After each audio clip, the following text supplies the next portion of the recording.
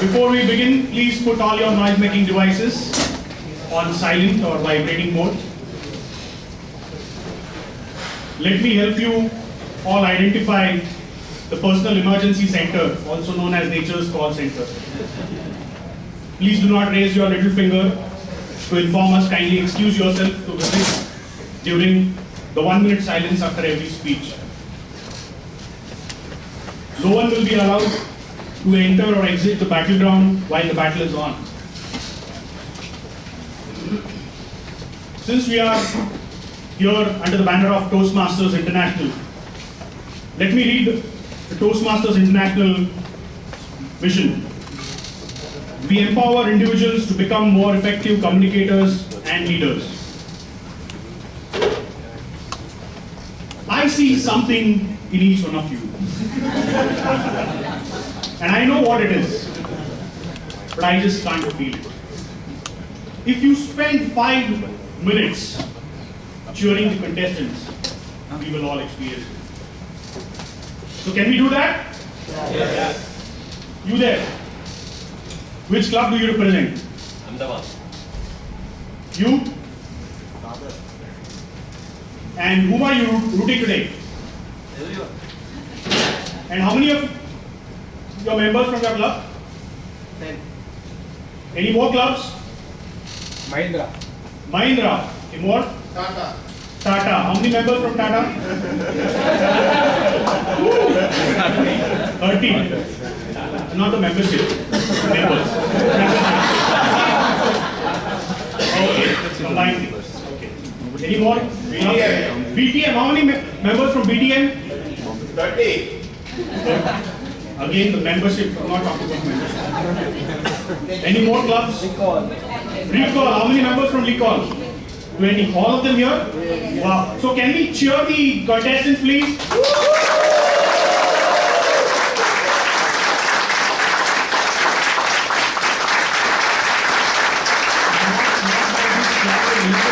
Let's just feel as a battleground. Who are you cheering for? Toastmasters. So what's their name here?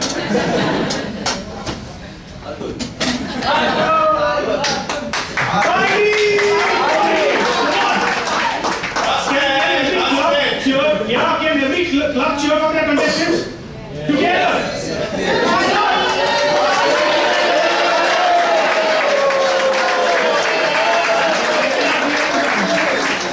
I cannot hear you guys. I still don't see anything. Sorry? Okay. So I was trying to get in the energy, but I couldn't feel it anyway.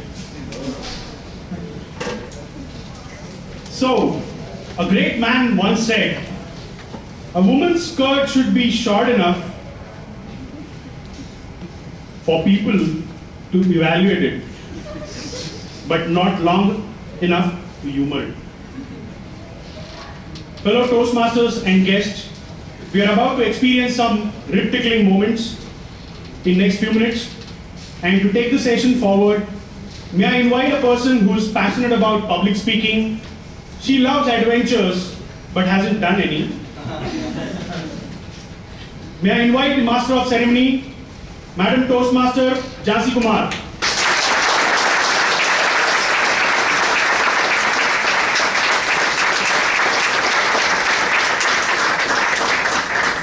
Thank you so much, Atul. So I'm not quite sure how happy Winston Churchill would have been with his interpretation of the quote that he just said. But Atul was right when he said this is definitely going to be a battlefield for some amazing humorous speeches. A very good morning to each one of you. It gives me immense pride and privilege to welcome each one of you today, this morning, where we're here to witness a humorous speech contest and a speech evaluation contest of not just one, but 2 areas. We have area D3 and D6. Can we once again give a thunderous applause for all the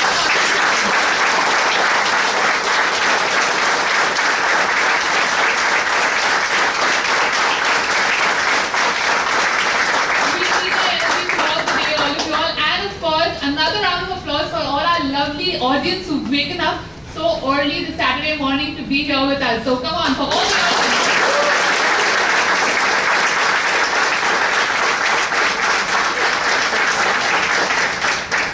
Well, this contest is all about the courage to conquer.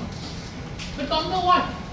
Well, I think for husbands it would be having the courage to conquer the onslaught of their wife on the TV remote when they're watching their football.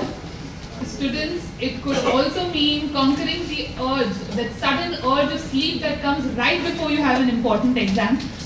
And of course, to working professionals like us, it is conquering the urge, or rather the hope, of ever having a good appraisal. Well, for me personally, I think the courage to conquer is to accept the fact that there are some things that just cannot be conquered. I don't know whether that really made sense or no, but what I know definitely for sure is, my friends, you're going to find it absolutely impossible to control the urge to laugh. And why must you?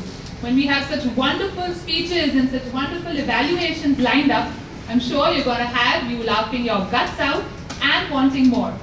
So get ready as we venture on this amazing joyride, and I'm sure by the end of it, we're going to have this entire room resonate with laughter. So are we ready, all of you all? Yes. It doesn't seem like. I think we'll do it once more. Are we ready? Yes. Much better. So let's quickly fasten our seatbelts and get ready to take off on this laughter express. For the benefit of our audience, I'd like to mention that today's contest is divided into two parts. We have the humorous speech contest followed by the speech evaluation contest. So in the humorous speech contest, we have area D3 followed by area D6. And in the speech evaluation, we have area D6 followed by D3. And don't worry, we also have a break. So to conduct our first segment of humorous speech contest, let me call upon a Toastmaster who is now figuring how to find the courage, considering the fact that he was made to conquer bachelorhood. And this should be even more amusing, where he said that he's now conquered the fear of having humorous conversations with Arvind Nair. So please welcome our Toastmaster in a very shining armor, Toastmaster Jinto Okay.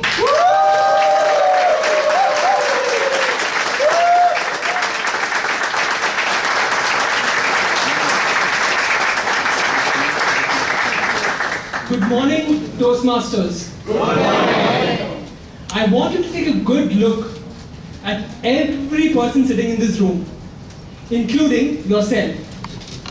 Because our humorous contestants for today will have jokes on everyone. They'll have jokes on happily married women and not so happily married men. They will have jokes from the HR department to the IT department. They will have jokes from the corporate boardrooms to the uncooperating bedrooms. And I'm told that they even have jokes on bald men. Now that's not a very good idea. It's a bit of a problem. Because when you crack jokes on bald men, I go red in my head. And so are my fellow bald men who sit in the audience. They go red too. So when you see too many red heads flashing, don't get confused and don't wind up your speech early. Make sure you focus your energy on the square red cards, not the round ones.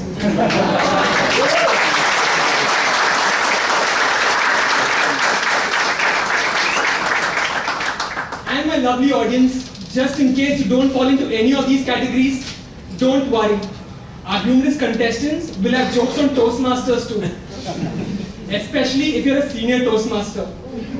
So if you're suited and booted, with the ties choking your neck, you may want to loosen up a little bit, because our humorous contestants will make you feel that way. Because they believe in the law of karma. You get back what you give. So our humorous contestants are ready and pumped up, and they've come here today with the courage to conquer. And my question to you is, do you have the courage to digest their jokes? Because they will have jokes on everyone, no one will be spared. So on that note, please let us begin the humorous speech contest for D3 and D6. Can I have a round of applause once again?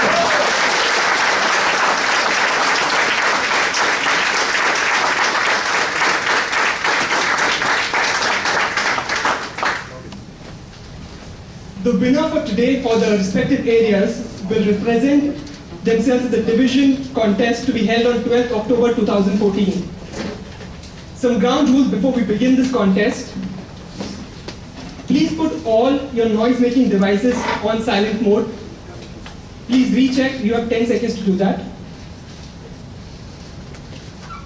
No flash photography is permitted during the contest. Photographs may be taken after the contest.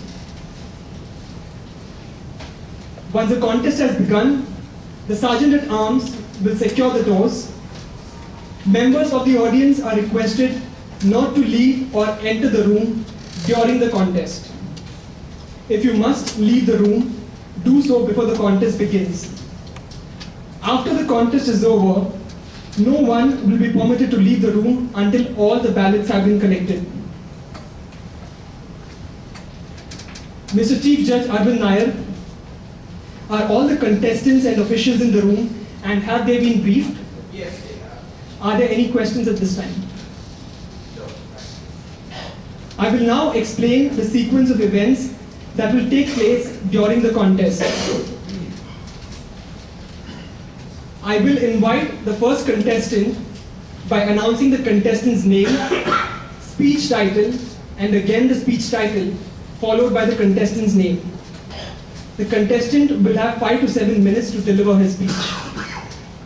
Thereafter, we will observe 1 minute of silence for the judges to mark their ballots. At the end of 1 minute, as indicated silently by the timer, I will announce the next contestant's name, speech title, and again the speech title, followed by the contestant's name. This process will repeat until the final contestant. After the final contestant has delivered the speech, we will observe 2 minutes of silence for the judges to finalize their ballots. For the benefit of the contestants, the speaking area will be from this point until this point here and here.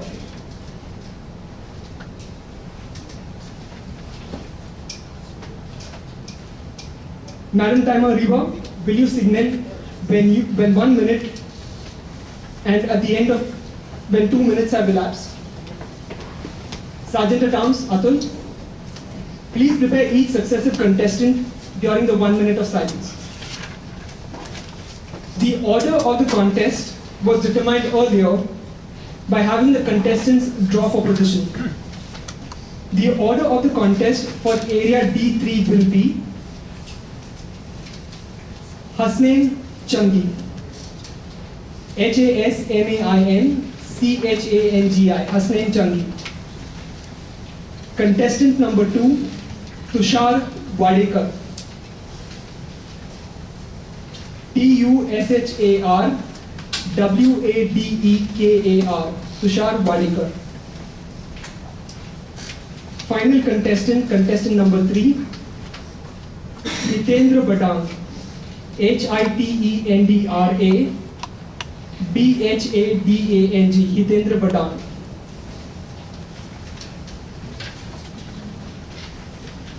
We will now begin the humorous contest. Please welcome contestant number 1, Hasnain Changi, The Dream Home. The Dream Home, Hasnain Changi.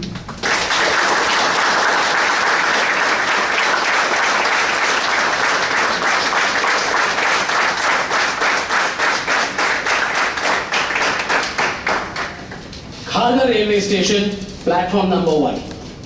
We quickly realized that if we were to have any chance of boarding that train, we would have to compress ourselves in the zipped file format. As soon as I had uploaded my only wife, the train began to move. I ran behind it, caught something with my fingertips and jumped it. I barely had a toe hold on it and I was swinging between life and death. I knew I would die. My entire life flashed before my eyes. She smiled at me, she reached up to me, and then she pushed me out. Contest chair, dear judges, and any one of you who has ever swung between life and death. I woke up from this nightmare bathed in sweat. My heart was beating so fast I thought it would burst. My wife was shaking me awake and asking me the question, do you think morning dreams come true? No, I said, of course not. Yeah, even I believe morning dreams come true. You know, I had this awesome, beautiful dream this morning. I dreamed that I was sitting in the balcony of our own home and sipping coffee, and our home was located on the 36th floor. Chalo na partner, let's go buy a new house. Yeah, sure. Like it's a washing machine. I am sick and tired of these awful stairs. And our neighbors and their noisy kids love me so much, they're killing me soft with all that love.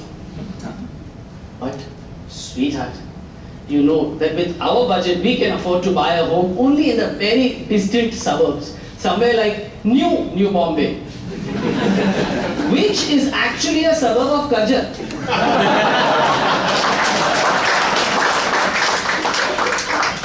My office is just a 2-minute walk away from home. I come home for lunch every day. Sometimes I come home for tea. And there have been times when I've come home just to catch your smile. Now if you live that far away, I'll have to commute by train, and won't that affect my work? Oh please, she said. Let's just not talk about your work. I know exactly how much work you do. Half the time you don't even know whether you're going to your office or coming back from it. I'm sure that if you never again go to work, you won't even be missed. No one will even notice. But actually you'll never buy a house because you just don't want to get out of your comfort zone. Only one thing I had asked for in my entire life.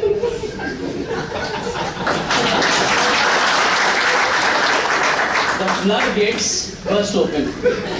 I conceded defeat and went over to visit the most reputed estate agents since 1947, Messrs. Arvind and Sunil. I told them my requirements and I told them to please quickly find for me a home that I could afford to buy. Ask not if you can afford to buy.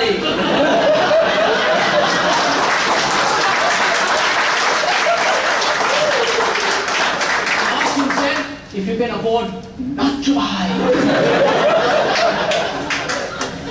I said, okay, but before I could ask this new question, the senior partner intervened. It is a very beautiful house.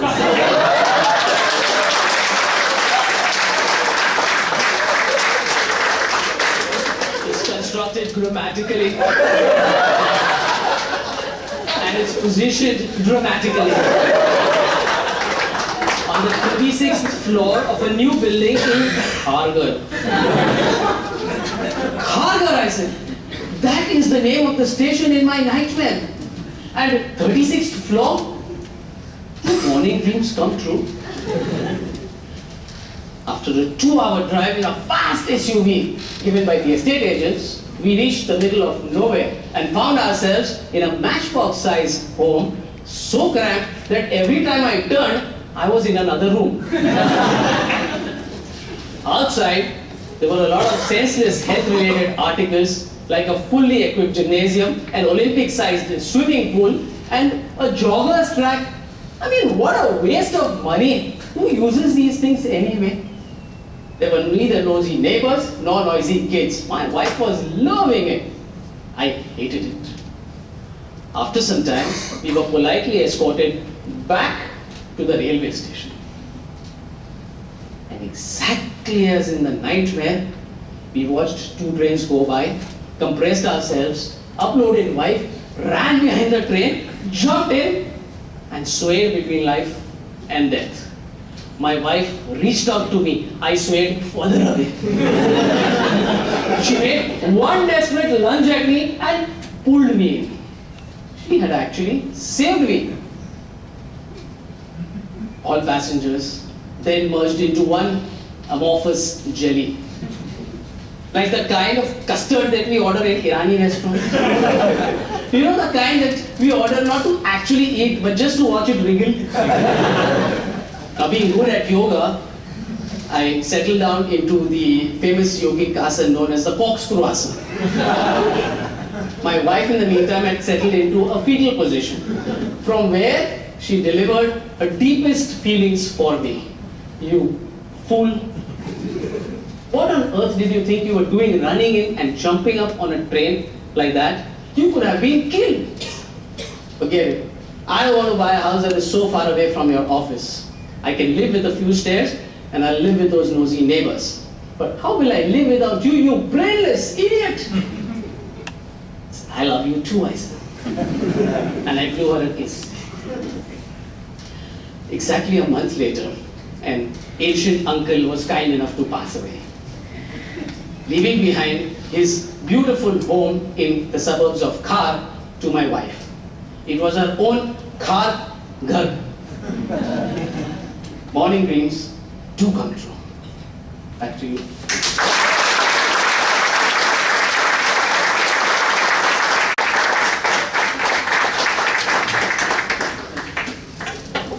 We will observe a 1 minute silence for the judges to mark their ballots.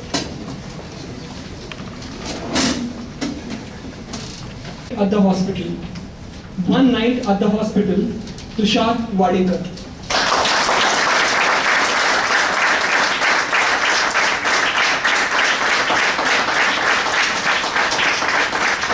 It was a Valentine's Day, and I was surrounded by 6 beautiful ladies. Sita, Rita, Babita, Geeta, Susie, and Rosie. Fellow Toastmaster guest and contestant. My friend met an accident and he was rushed to the hospital. The hospital name was Welcome. As I entered the form filling station, I saw a long queue. I thought it was the last day of a sale to avail 50% discount. Terms and conditions of form filling are same. You understand nothing, still you say, I agree. My friend was checked up by new trainee doctors. I think they were checking my friend like playing a drum. Then I heard their conversation. I think we should give the yellow injection. No man, we will give the red one. But what about the blue injection? After hearing this conversation, I was worried about my friend. And I thought I should apply for 2 days leave plan. But thank God, the specialist doctor arrived and my plan of 2 days was cancelled. In the evening, the doctor came on the round. Amit, how are you? How are you feeling now? Feeling better? Any problem? No problem. Any pain? No pain. Doctor, breathing problem. Don't worry, I'll stop your breathing. Problem. A patient besides my friend's bed asked the doctor, Doctor, can I live up to age of 80? What's your age now? 30. Do you smoke? Do you gamble? Or do you drink? No, doctor, not at all. Then why do you want to live up to more 50 years? Doctor, please, can you tell me a way to have a long life? Get married. Will it help? No. The thought of getting a long life will never come in your mind.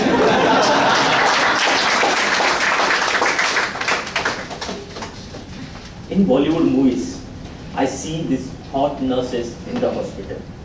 But in actual, I think hospital is having a rape contract with all Keralite nurses. And most of them were resembled in that hospital. And I think they resembled to me as a black pearl.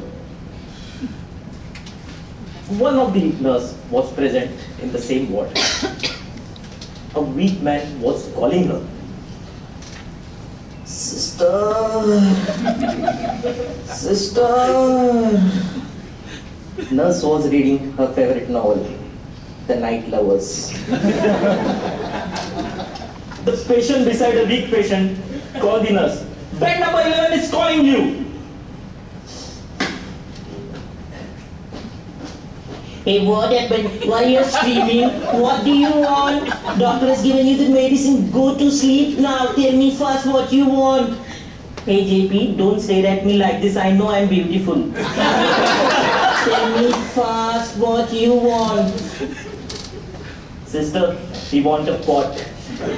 How do you know? Because we have burned our nose hair.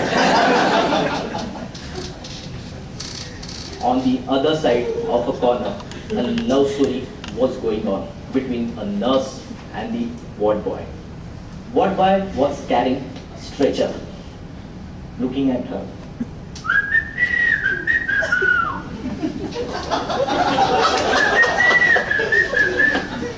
Looking at her, he lifted the body and placed on the stretcher. Suddenly he lost his control and the stretcher banged towards the wall. And the dead body gets up. The nurse shouted, "Hey, you have taken the wrong patient who was unconscious!"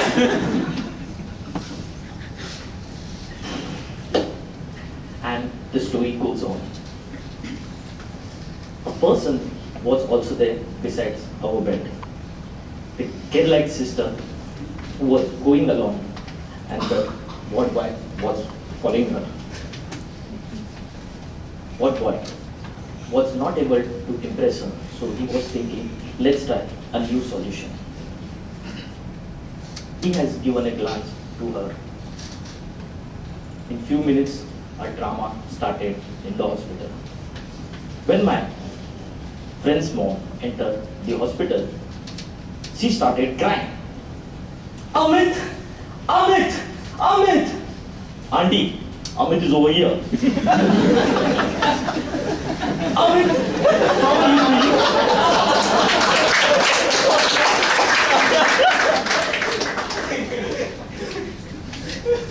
I thought his father will hug me and say, "Thank you, dear, you have saved my son." But he handed over the medical insurance policy. Go and enroll for cashless Medicare. I was annoyed. I took that document and went to the cashier. Bed number 21, cashless Medicare. Cashier replied, "In this hospital, cash is also less, so no cashless. Please pay." I paid 10,000 to him and left for the home. I think hospital is a house of people. Over there, they work day and night for patients. And I have experienced the same because I am married to a doctor. And she is working day and night at hospital. I am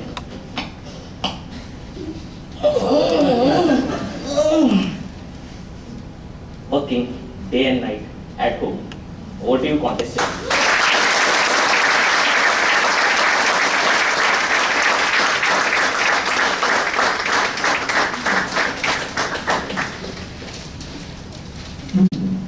Do we have freedom? Do we have freedom? Hitendra Badanga.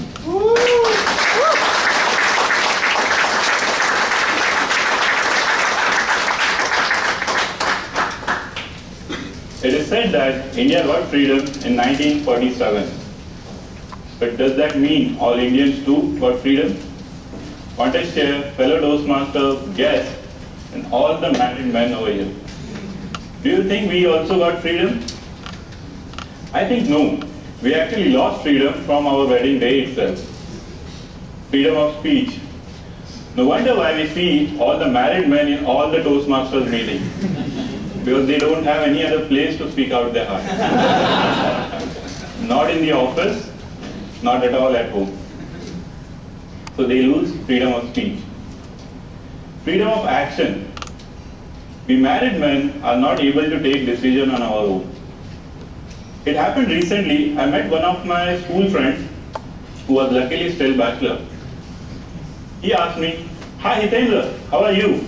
Long time not seeing you around. Let's catch up for a drink this weekend." I was really happy. I said, "Oh, over the weekend, I think I got some work, but I will give you a call." In reality, I had no work at home, but I wanted to take permission from my wife. If this was the same situation few years back when I was a bachelor, and if a friend might meet me, hey man, what's up? Let's catch up for a drink this weekend. I would have happily confirmed weekend, as well as I would have said, why wait for weekend, let's go man, today. And if this was anything past in the evening, 6 p.m., I would have actually offered, let's go just now. So we don't have freedom of action. Freedom of breathing. Yes. Freedom of breathing at a place of our own choice. Many of you might have done a vacation planning. I did recently. Just a Sunday morning I whispered, let's go to Goa for this Christmas vacation. An instant reply I got from my wife, no, why Goa? Imagine if this was anything else, like a favor to get a cup of tea or something, I would have got response only after 4 or 5 attempts. And that too, what? What did you ask for? But in this case, it was an instant reply, no, no Goa. Why Goa? We have been there during May. But I think Goa as a destination is a place where everyone should visit every alternate month. It has a lot of things different. I am even trying to propose this corporate to have the monthly outing at Goa. And I am sure it will increase the performance rating. But I knew Goa was out of my question now. So I suggested Manali. Manali? It's just full of snow mountain, nothing else. What's there? It is very cold in December. This was all the comments I got. Can you imagine? Manali is known for its snow mountain. And the weather over there during December. But I knew whichever place I would suggest, I will get an exact opposite direction suggestion. So after Manali, I got a suggestion for Kerala. Kerala as a place is not like that I don't like it. But we have been there for our honeymoon. And it is long back, but still, I remember those days when I lost my freedom. So I said, okay, Kerala, but I don't like that place much. And with the recent news which we heard, Kerala state is planning to ban alcohol. With that, it was a big no from my side. But dear friend, we don't have our freedom of breathing at a place of our own choice. So till date, my Christmas vacation is planned to Kerala. So with this years of experience in this married life, I have gained few suggestions which I would like to give. Suggestion number 1. If there is an argument with your wife, do not accept defeat. Remember all the learnings you have grown up with. Always do right thing. Do not do wrong thing. Point number 2. If there is an argument, what your wife will do? She would start crying. You know, these ladies have this deadly weapon with them. They can start crying at anywhere, any place, and how long they want to cry for. But you, dear friend, remember point number 1. Do not accept defeat. Just say to her, honey, you're crying, but you're just wasting your energy. I will not do wrong things. This is not right. And if the argument still continues, point number 3. What next she will do? She would say, go to hell, I am not talking to you anymore. Just remember the words. Is there a better reward than this? Why not take a chance? How long do you think? A day? 2 days? A week? 2 weeks? Why not leave your life during that period? You have freedom of speech. Speak whatever you want to. You have freedom of action. Do whatever you want to. Freedom of breathing at a place of your own choice. So go wherever you want to. So all these married men over here, just a request, try all these 3 techniques, and if you get successful, surely get back to me so that even I can try it. That this is just one half of it. picture abhi baki hai. The D6 contest is yet to come. And for that, we have a very charming personality, a contest chair, who people rightly say that good things come in small packages, and so is our next contest chair. Looks are deceptive. She is a mountaineering expert. She's claimed to have climbed the Himalayas, 1/10 of it. So please help me welcome our next contest chair, Shibani Adgaonkar.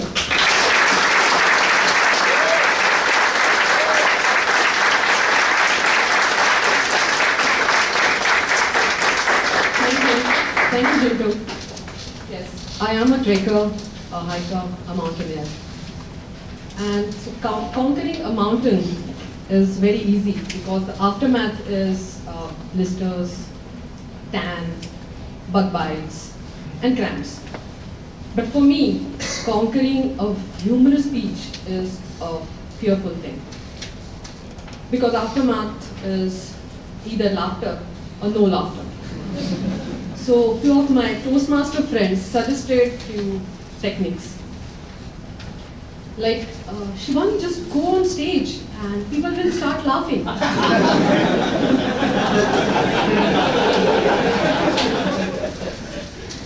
They are laughing, okay.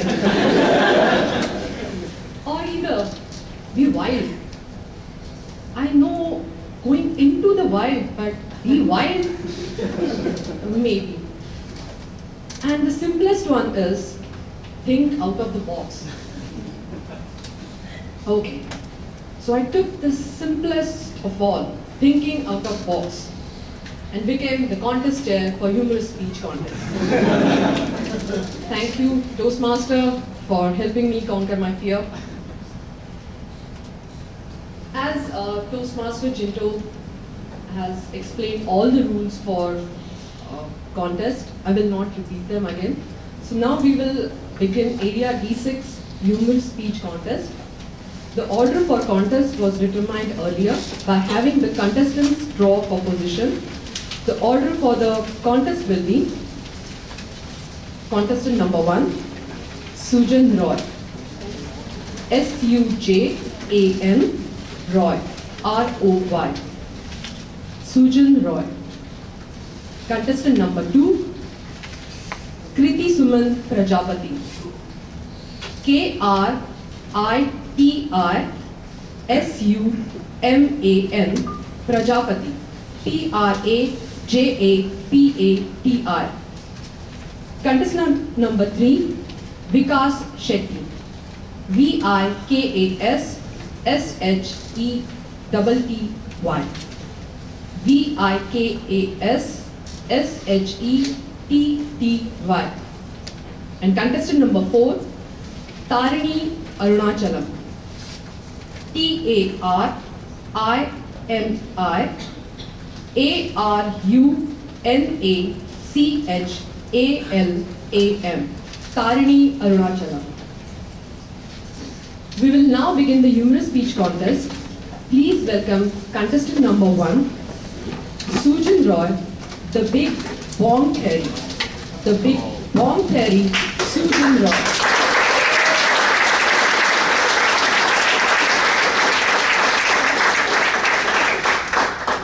The world aspires for size 0. The bong aspires for shape 0. The world aspires for 6 packs. A Bengali wants to be the whole rum barrel. Ferrari, Lamborghini, sleek cars are always coveted by the world, but the only car which is coveted by a Bengali is the buxom, voluptuous ambassador. Filled out, curvaceous, and oversized. Is always in style in Bengal, which is why perhaps my parents called me Sujan.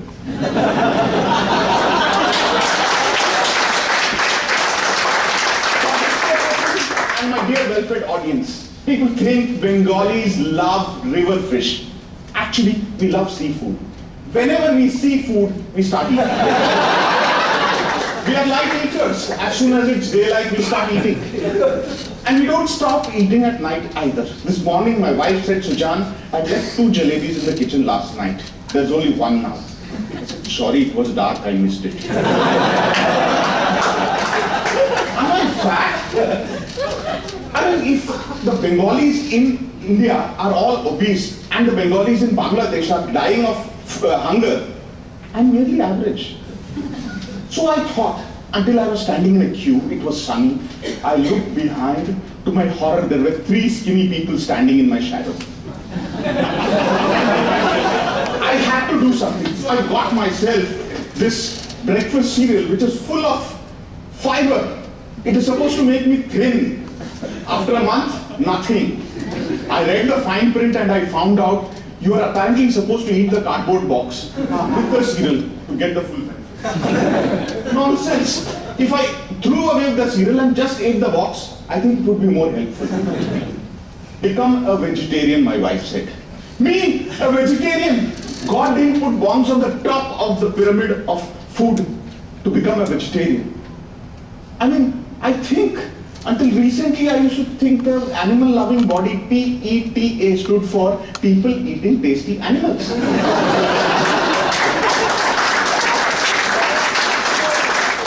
My wife put me on a seed diet. Chia seeds, sunflower seeds, flax seeds, I ate them all. I felt like a pet bird. But it worked. I lost weight. After 2 weeks, it was so expensive, I couldn't afford to eat anything. So I started this Italian diet called the pasta diet. It's very simple. You walk past the breakfast table, you walk past the lunch table, and you definitely walk past the dessert. You can't have desserts. But desserts, I love desserts. So much so that my wife calls me sweetie pie. I tried controlling my sweet intake, but all I got to was when the Bengali sweet comes to me, I scrape off the silver foil and eat it. So I started skipping. Doesn't work. The only way skipping helps reduce weight is if you skip breakfast, skip lunch, skip dinner. But I did find an exercise which was very effective. It's simple. The moment the food is put in front of you, look at your left shoulder, then at your right shoulder. Then repeat it very fast until it's taken away. My search for a slim body took me to many diets. The Japanese, they eat very little fat. They are slimmer than us bongs. The Mexicans, they eat a lot of fat. They are slimmer than us bongs. The Brazilians, they have very little red wine, slimmer. The Italians, they have a lot of red wine, still slimmer. The Germans, pork, sausages and beer, slimmer. Conclusion, eat or drink whatever you want. It's being a bong that makes you fat. You would think that obesity runs amongst bongs. You would be mistaken. There is a deeper problem. No one amongst bongs runs.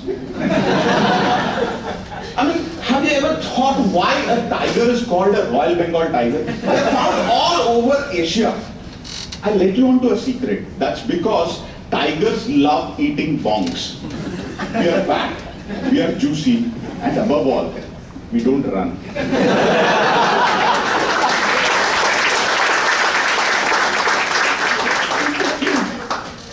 That all economists in India are Bengalis. I agree. I am a walking, talking economics lesson. My stomach is in inflation. My hairline is in recession. And the combination of the two factors is putting me into depression. Enough! I will not bother about being slim any longer. After all, the girls in the room who have a crush on me would love me as much, whether I'm fat or slim. Besides, what is a few extra kilos but accumulated happy memories? And if someone disagrees with you, just tell them, a chap named Sujan told you this. Over to you, contestant.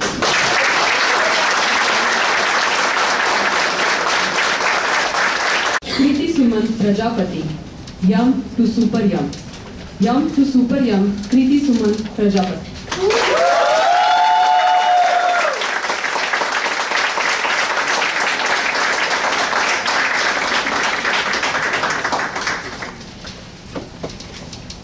Today is my big day.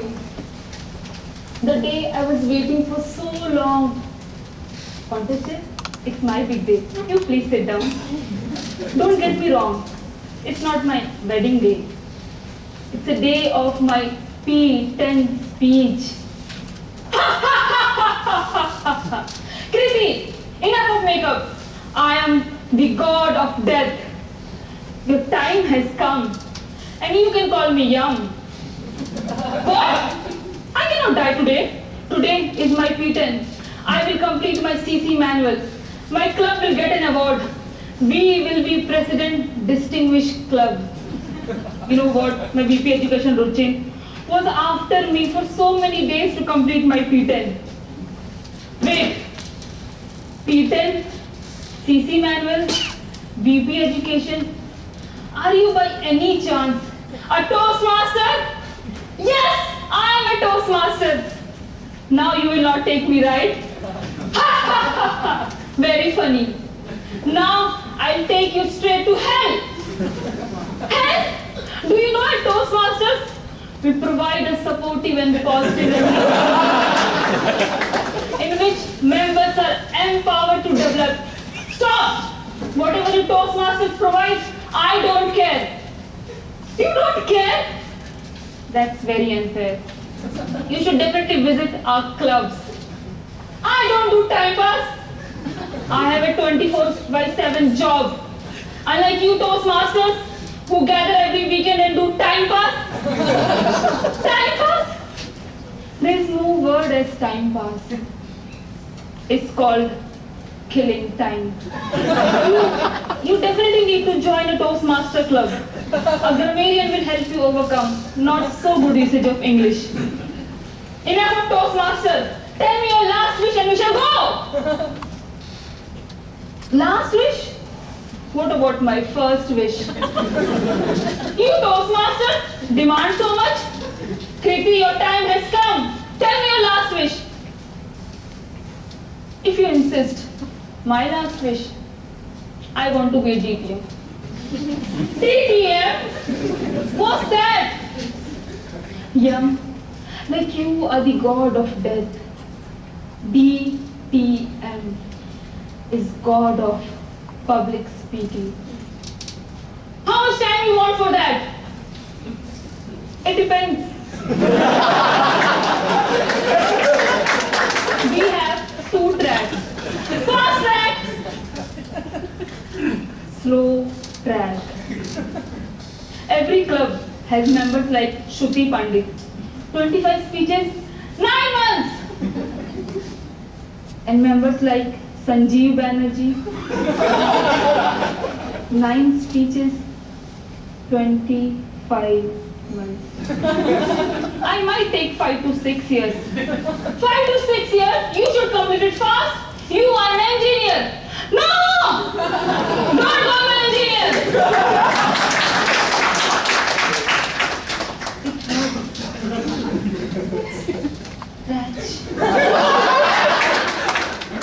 More than an engineer, I am a Toastmaster.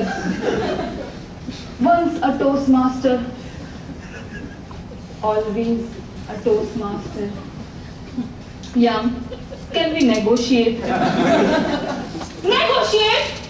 Death doesn't scare you. Yum doesn't know. We at Toastmasters have overcome our biggest fear in our P1 speech. What is the fear of death? Kriti, now your soul will come out of your body. Soul, only roll of southern tongue comes out of my body. Good morning, friends. I, Southern Times of Mumbai Toastmaster, welcome you all. Impressive. But your time is up. Give me 30 seconds grace period. Don't trap me on objectives. Ability to persuade me. Then try table topics. And if you can speak for 2 minutes, I'll come with you. Yeah, your topic is, what will you do if today is your last day? What will you do if today is your last day? Yeah. What will I do if my last day? I cannot die. I am the god of death. Kriti, you're crossing your limits. Calm down, young. It's just a topic. Why are you taking so personally? If guests can attempt, why can't you? Kriti, I must confess, you were right. Public speaking is much more fearful than facing your own death. I cannot give a speech in front of an audience. Young, come with me for today's Mumbai Toastmaster meeting. You will learn a lot about public speaking. By the way, do you have some cash? We charge our guest 150. 150? You charge your guest?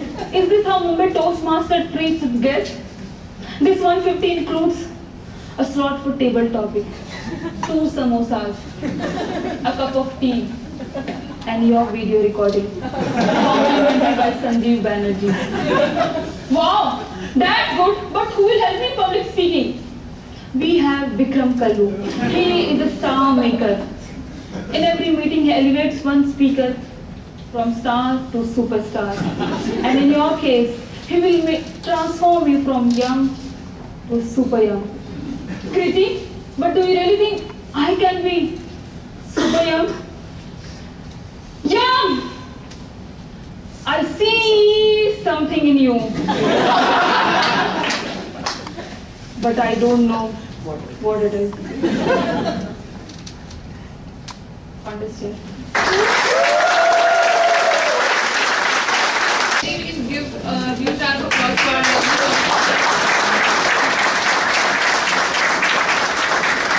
Can we have an absolutely amazing time, audience? Well, they say laughing intensely for an hour is equal to 30 minutes of weightlifting. Well, and you thought, so I think with that count, we are done with our workout for today. There are a lot of gym instructions and healthy instructions being given. But if you thought we are done with today's workout, well, think again. We wish to make you even healthier and for you to lose even some more calories. We have here a Toastmaster who's been a District 41 humorous contestant champion. His motto is, you live only once, and so live it like there's no tomorrow. If he's ill, he'll never go to a doctor, and he always believes that laughter is the best medicine. Well, he sees 3 similarities between himself and Sachin Tendulkar. One being both of them born and brought up in Mumbai. Both of them love music and enjoyed cricket. But he also feels he's more unique than Sachin Tendulkar because he's also a Toastmaster who loves to make people laugh. He's been the past president of Mahindra Toastmasters Club and also heads the Mahindra's cricket club. When I asked him what courage to conquer meant to him, he said rising again after failure. But I think he's doing this too often now because he also fails to remember his wife's birthday. So there I think it is, we're quite literally rising up with all the dashing probably. And today, he's here to rise and shine again. You'll know how, why, when you hear him out. So let's welcome our District 41 champion for humorous contest, Toastmasters' own Black Pearl, Toastmaster Preetam Arya.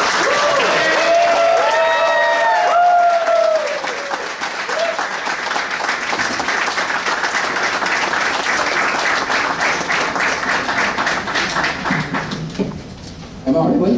Am I audible? Yes. Vikram, can you see me? Yes.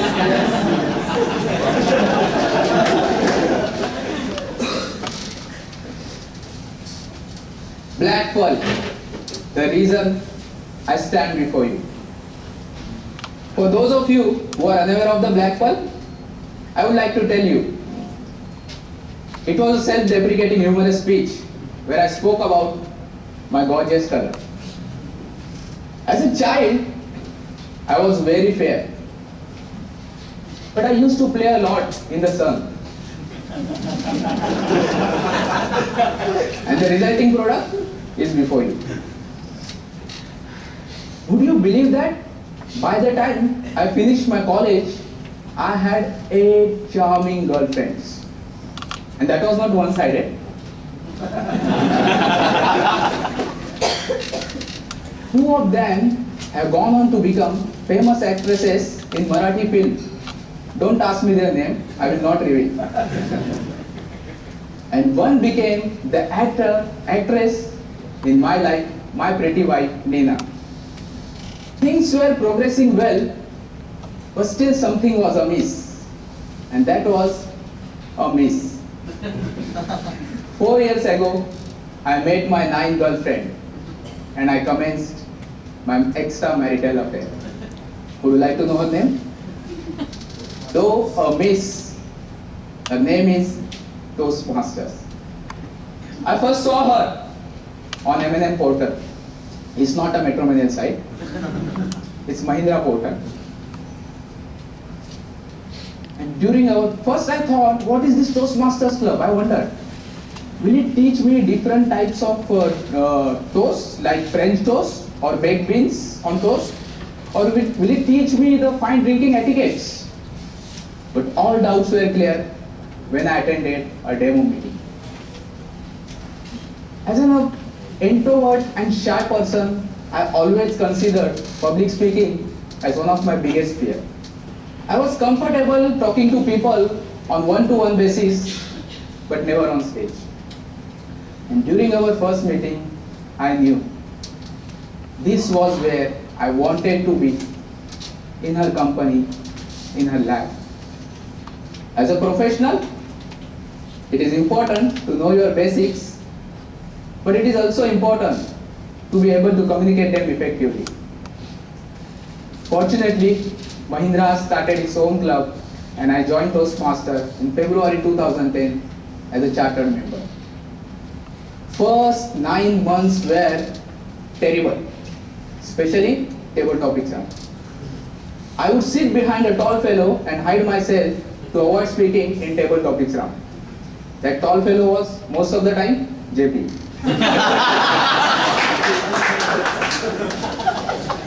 But finally I said, enough is enough. And exactly after 9 months, I delivered my first speech. I got a standing ovation. Yes! I thought I have moved a mountain. But suddenly, Mr. T.M. Modi announced, every icebreaker gets standing ovation.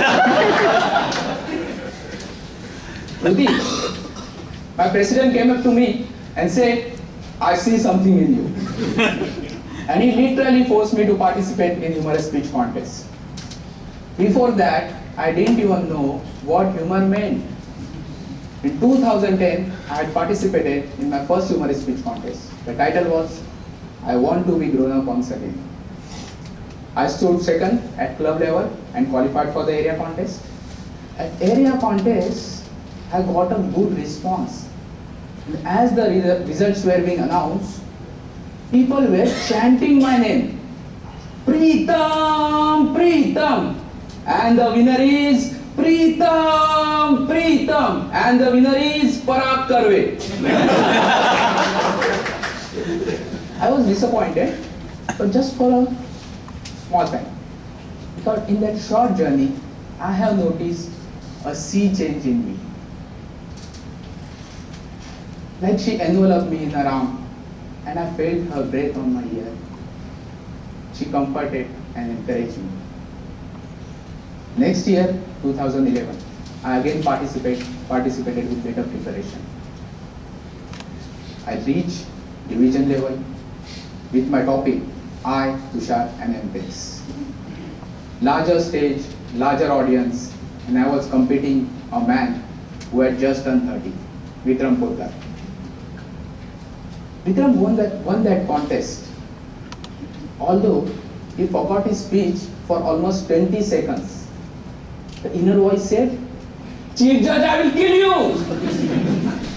But simultaneously, she poured into my ear and said, Ani, did you really think that you deserve to win?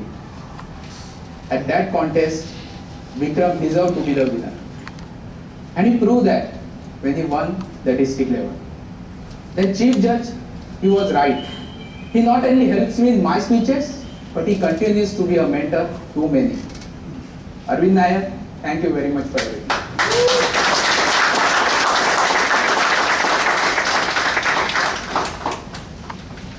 2012. Learning from my mistake, I again participated.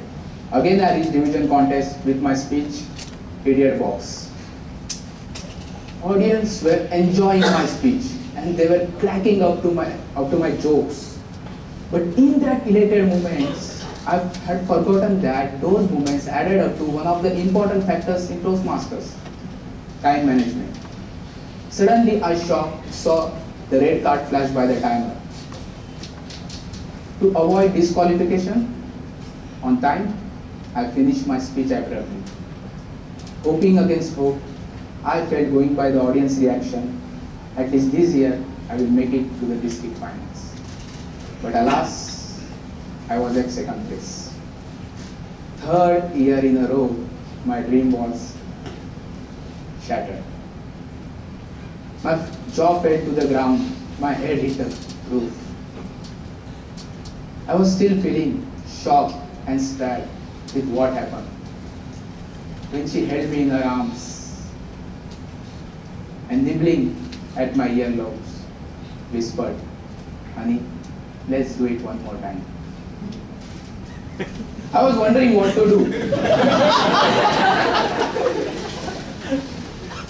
And when I discussed with this one of the Toastmasters, he said, never get tense or worried for what you could not get, because there is something always better is awaiting you. Toastmaster Nikhil Salvi, thanks for that encouraging words.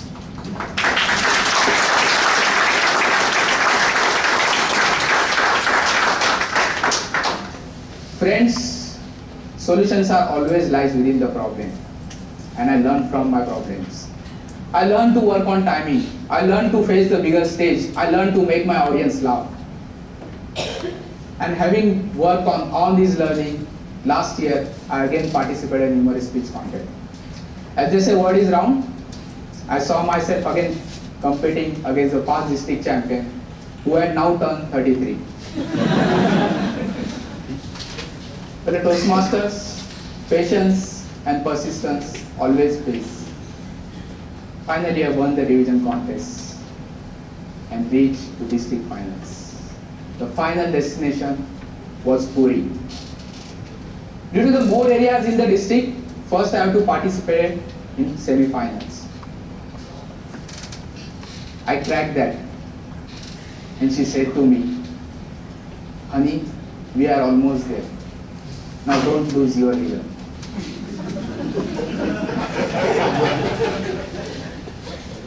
With the help of my two pillars, JP and Rekha, at finals, I gave it my best shot.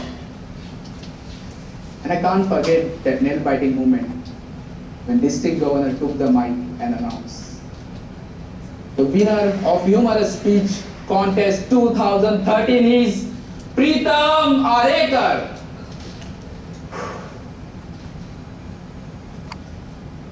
Friends, I share this journey with you today is because of just one reason. If I can do it, anyone can do it. Fellow Toastmasters, quitters never win and winners never quit. Life isn't always a bed of roses. Tragedies like thorns are part and parcel of life. Next time, when you find yourself in such situation, don't say it is my destiny. Rather ask, what is different in it for me? How can I make the best out of this situation? And I'm sure we'll find the reasons and means to get out of the best of this situation. Always remember the three things. Never let losses demoralize you. Second, consistency of purpose and focus will help you to tide over the short-term setbacks. And third, winning is not always everything, but taste sweet when you have put in all your heart and efforts to better yourself. For the Toastmasters, participate in contests. It will help you to discover your potentials, and you will start learning from different levels. And never knows, you could be the next district champion speaker. My extramarital affair continues. My girlfriend is getting fairer, while I continue to be the black pearl.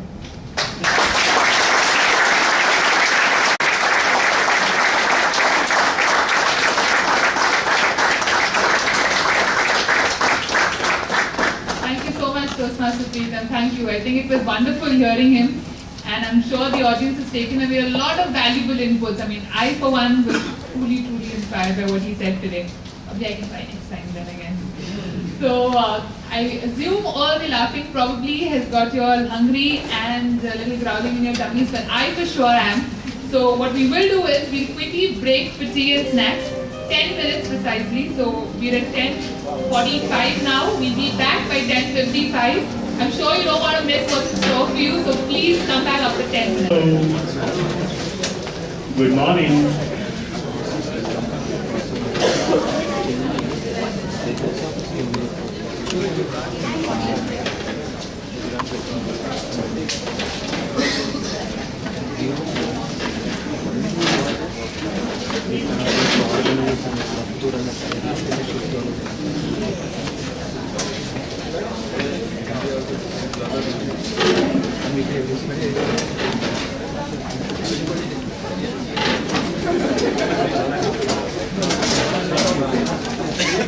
Welcome back, everybody. Can I request all of you all to please settle down quickly?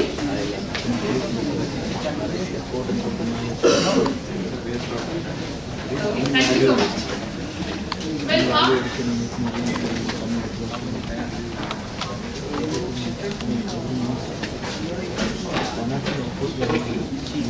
Okay. So Mark Twain had once said that there are two types of speaker in this world. The first one is, of course, the nervous. The second, liars. But what he surely missed out is the third category. And those are people like us. We've surely mastered the courage to fake it. Nervousness? Us? Well, Mr. Twain also said that it usually takes more than 3 weeks to prepare a good impromptu speech. Well, I think, Mr. Twain, you got that wrong yet again, because our next segment here has participants deliver an almost impromptu evaluation as a part of the speech evaluation contest. And to take this segment forward, let me call upon a Toastmaster who is still struggling to sleep alone in a hotel room. He calls his Toastmaster journey exciting till date. So without further ado, let me call upon Toastmaster Leslie Matthias to conduct an exciting round of speech evaluations. Can we give it to him, please?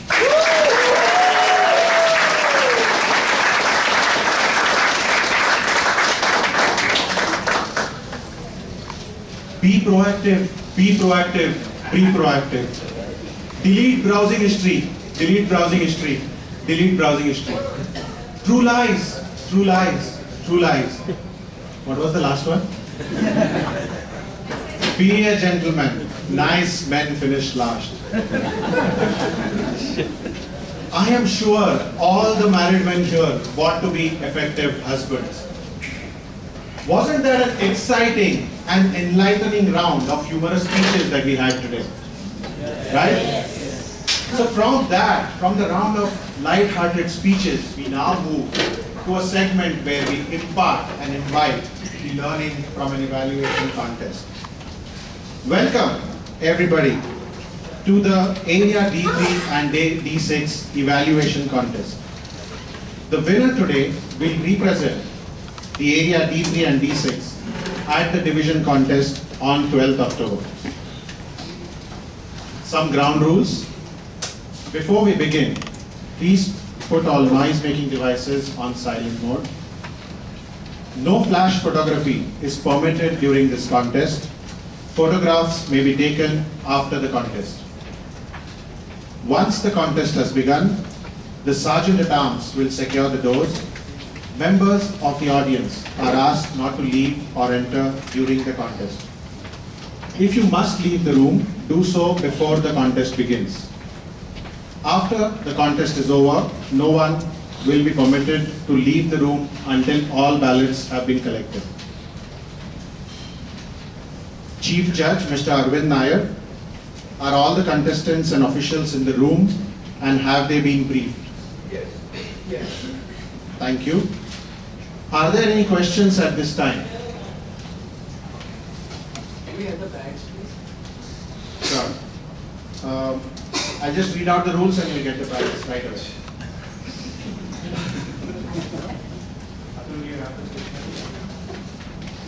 So I will now explain the sequence of events. First, a test speaker will deliver a test speech. Thereafter, we will observe 5 minutes of silence for the contestants to make notes. Timer, timer Sonal, will you kindly signal to me at the end of 5 minutes? There is only one test speaker for today for both these contests.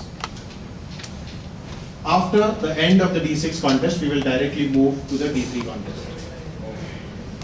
After 5 minutes have elapsed, all the contestants except the first contestant will leave the room.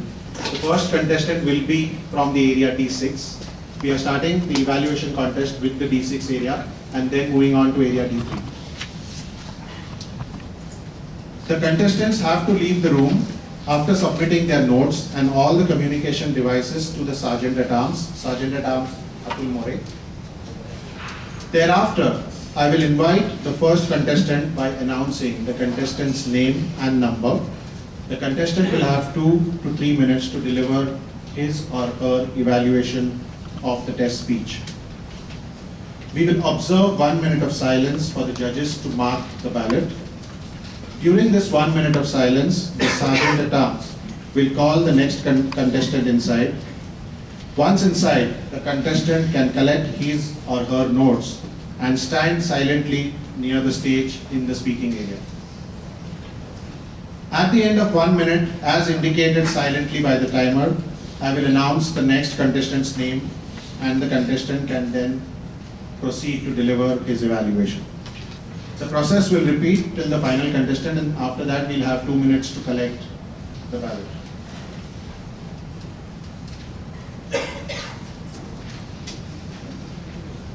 Timer Sonal, will you signal to me when 1 minute and at the end when 2 minutes have elapsed? Sergeant at Arms Atul, please prepare each contestant during the 1 minute of silence. I will now announce the order for the area D6 contest, which were determined earlier today by the draw of lots. Contestant number 1, Sujan Roy. Sujan spelled S-U-J-A-N, Roy, R-O-Y.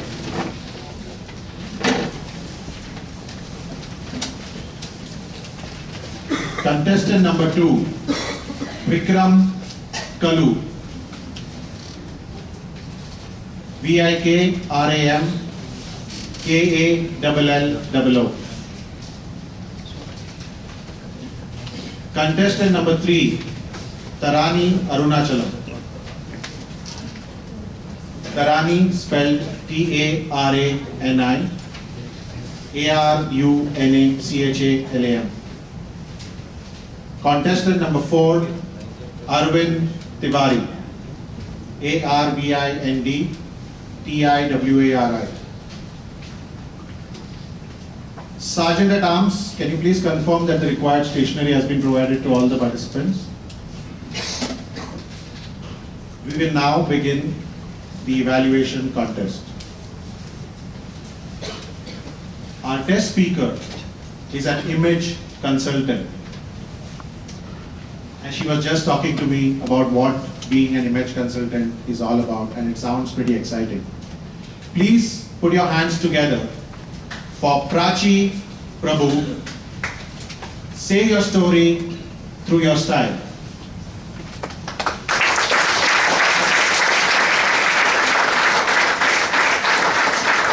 Say your story through your style, Prachi.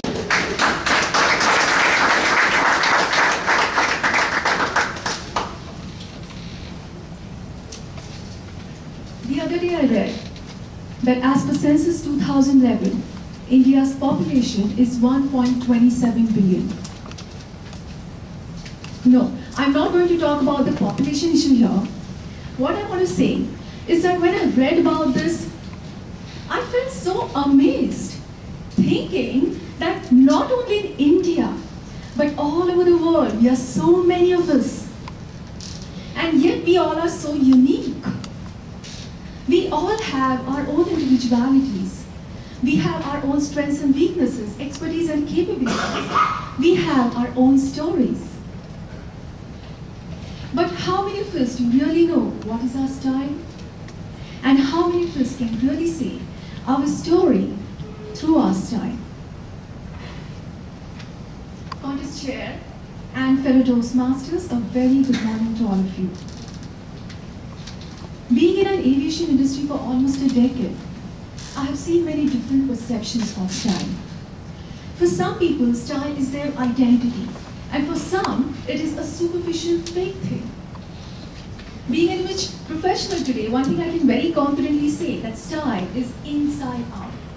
It's our inner strength as well as outward reflection, and they both are connected. It is the way we feel, the way we speak, the way we appear, the way we behave. That's the way others react and respond to us. Today I'm going to share a secret with you on how to say your story through your style. What is style? Style is a manner of doing something. It is the way in which something is said or done or expressed or performed. For example, style of speaking, style of acting, style of dancing, style of writing. Style is the quality of imagination. For example, Mr. M. F. Hussain had his own style of painting. Some movie makers, they have their own style of movie making. Style is also the individuality expressed to our taste, actions. Taste for colors, movies, food, speech topics. Individuality can be expressed through our hairstyle, dressing style, mannerism. Some people, they are very warm, they're extremely polite, they're extremely courteous towards others. That's their style. My friends, style is all about our behavior, our appearance, our attitude, and our values. What is a classy style then? Class is all about how we come across. It is the way we present or express ourselves. If I have to say I'm classy, I have already defeated the purpose. Now let me share a secret. How to say your story through your style. You need to remember 3 A's. Number 1, be authentic. Project the real you. If I ask you to describe yourself in just one word that suits you the best, which word comes to your mind? And the word that might have come to your mind by now, do you really believe that suits you the best? Or if you get one more hour or one more day to think about it, you will come up with a better word. How well do we know ourselves? It's extremely important that we have to know ourselves well. We have to accept and love ourselves, not only with our strengths, but also with our weaknesses. Everybody's style is beautiful, so we don't have to feel shy to like what we like. We don't have to wear Gucci or Burberry or Prada to be a stylish person. We just need to be authentic. Number 2, be assertive. Assertiveness demonstrates the maturity, the confidence, the thoughtfulness. So many times we lock our feelings inside of us because we are scared that somebody might not like it.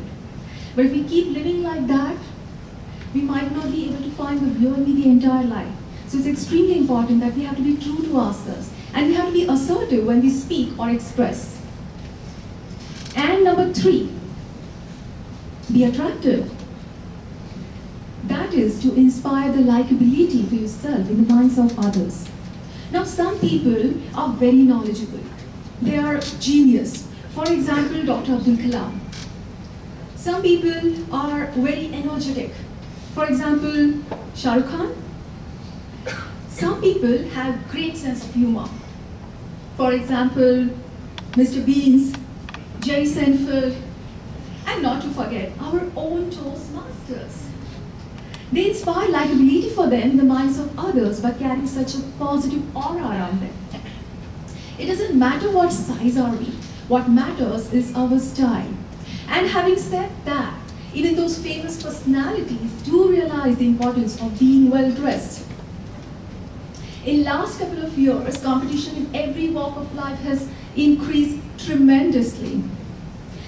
Every day we have to showcase ourselves at our best. Our grooming standards must be excellent. Having an attractive style is creating an impact of our appearance on ourselves and on others. Dress to conquer the world each and every day of your life. With more and more people competing for every single opportunity that comes their way, and most of them are technically suitable, what makes us different and better is our ability to impress and create an extra edge. And that can be achieved with our authentic, assertive, and attractive style. It's very simple, my friends. We just have to remember that we are the message. And we have to choose a positive, confident, and charismatic style to convey for success. Stay simple, yet stylish. Thank you.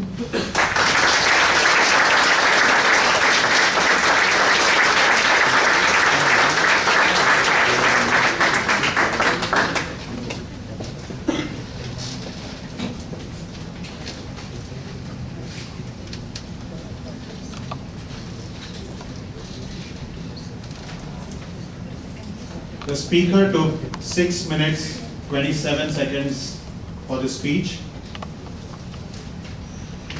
We will now observe 5 minutes silence for the contestants to make their notes. I would request the audience not to indulge in cross. Number 1, Sujan Roy. Contestant number 1, Sujan Roy.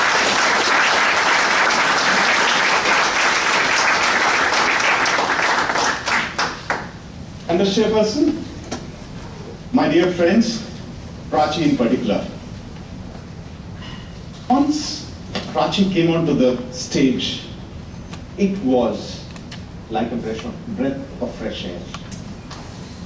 There was a person who had a light smile on her face, and she was inviting us onto a journey that she clearly knew a lot about. Say your story through style. Isn't that a subject that most of us would love to know more about? And that too, from a professional with established credits. This is a person who's absolutely in comfort, a person who knows her subject. It's like asking a master heart surgeon about matters of heart. And where Prachi particularly excelled was her soft, mellifluous voice. There is something comforting about this voice. It's not harsh, it's not jarring. It is not something that wakes you up from the middle of whatever you are doing. It slowly draws you in. It is like a hypnotist, slowly drawing you in and getting into your subconscious. And that, my friends, was the most enjoying thing about listening to Prachi. The other thing which struck me is the simplicity of the message. Style is not something complicated. She uses the example that it's not about Burberry, it's not about Prada. It's something which lies within you. Just go ahead and find it. She talks about behavior, appearance, ability, and values as the cornerstones of style, and takes it further with the 3 A's: authenticity, assertiveness, and attractiveness. And that was a pleasure imbibing. Prachi, where you needed a little bit more of a push, can be best illustrated by this. In Italy, I was lost. I met a man carrying 2 watermelons. I asked him, do you know the way to the Tower of Pizza? He said, hold the watermelons. So I held the watermelons from him, and he said, how the hell do I know? That brings me to 2 suggestions. One, because you were locked with one mic in your hand, you could do gestures with only one hand. So the gestures were limited, you were flying with one engine, and they were repetitive. So that is suggestion number 1. Suggestion number 2, what I just told you, you will never forget the story of the Italian with the watermelons. There were no anecdotes, no humorous little pieces that I can remember the key points of your message. And I think that these are the things which add to the icing. With that, I would say that it was indeed a very enjoyable and confident presentation. All the best. Over to you, Dr.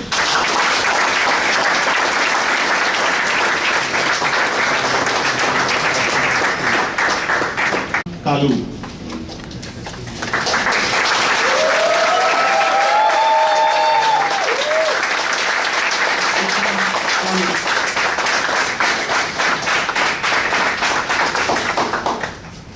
Prachi, wow.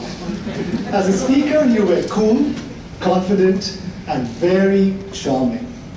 What really impressed me the most was that you chose a topic which was close to your heart.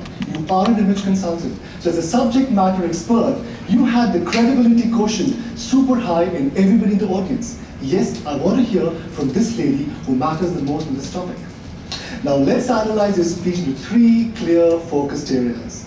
Speech content, speech delivery, and speech impact. Speech content. You know what, Prachi did a fabulous thing. She made things so easy for all of us. She devised her speech into 3 parts. Why we need to work on a speech, on a style, how do we work on a style, and what is style all about finally, right? So it was a model of why, how, and what. She gave fabulous examples of Hussein, Shah Rukh Khan. She gave examples of Gucci and Prada and Mr. Beans and Seinfeld, which everybody in the audience could relate. And then what she did was very smartly is that she gave us a secret, 3 secrets, how to build up a style on you. Authenticity, attractiveness, and assertiveness. So she also gave us solutions to it. Speech delivery. You were super calm and confident, maintaining eye contact with everybody in the audience because you knew I am a subject matter expert. I like the fact that you also had a lot of poise in your speech. You were smiling in between, giving examples. People could really relate to you. And you also gave lots of pauses in between. Now let's see how can we take Prachi, the star, to Prachi, the superstar. Prachi, number 1 that you could really enhance your speech as a speaker was that when you say the word, the whole concept of style, it is a very informative speech. If you want to influence the audience, the best way, give stories. People can connect with the stories. Don't tell them what to do, but this is what I did. This is where I was 2 years ago, and this is what style made me right now. That was the best thing you could do. Or Mr. X, he was here, and observe him now. He's so stylish now. So give stories to emotionally connect with the audience. Number 2, like a very honest speaker, you said secret. Hey, you said the word secret twice. It lost the punch. You couldn't say secret. You say, now I'm going to tell you a secret. Secret where all of us are going to become superstars. See, it creates a feeling of suspense when you're given a little pause. In conclusion, I loved your eloquence, I loved your elegance, I loved your eye for detail. Your speech really inspired me to look at the word of style from a different, fresh perspective. Prachi, you have the talent, you have the abilities, and you have the potential of being a rock star speaker. On the chair.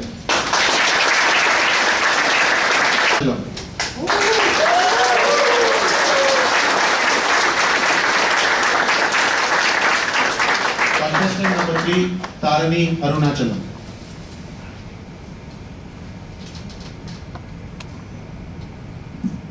For me, a speech is like creating that signature dish. So what makes that signature dish great? Ingredients and presentation. Toastmaster, contest of chair, fellow Toastmasters, and Prachi. Here's what I absolutely enjoyed about your dish. I saw 2 beautiful ingredients. One was your convincing tone and your soothing voice. Now when you want to tell a concept to someone, let's even talk about a child, you need that soothing voice. Hey, be stylish. Rather than say, hey, be stylish. I thought you had a very soothing voice and a convincing tone, which is very important for an image consultant. And the next best thing that I liked about your speech was your body and the way you closed it.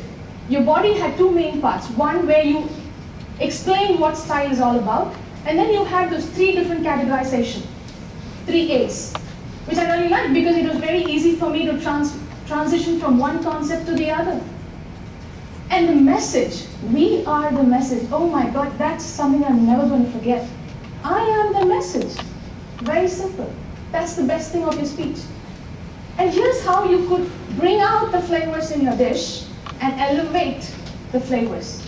Just by adding these three key ingredients. Opening of a speech is like setting that spark on a beautiful firework. I was looking for a more impactful opening. Talking about style. So who comes to your mind to say about style? For me, Rajnikant. Enact Rajnikant. He's authentic. Right? That was what I was looking for in the opening. And when we talk about soothing voice, it is a good plus point. But we're talking about after lunch. So I was looking for more vocal variety. Rajnikant, Priyanka Chopra, that is the kind of style that I was looking for. Your peaks and valleys, getting your people go from up and then down, there is your vocal variety. Last but not least, I think you had a mic and you were very close to it. There was a time where you had open hands, but then you again brought back the hand and held on to the mic. Open your arms. You are telling and advising people to do something. And when you open arms, you're going to get people to listen to you, more approachable. That is the kind of body language I was looking for. To summarize, I think you had two beautiful ingredients that I will never forget, and that makes the dish so memorable for me. And in terms of recommendation, this is what you can do just a little more better, just a little more practice, and I'm sure you can create that signature dish that people will die for. Over to you.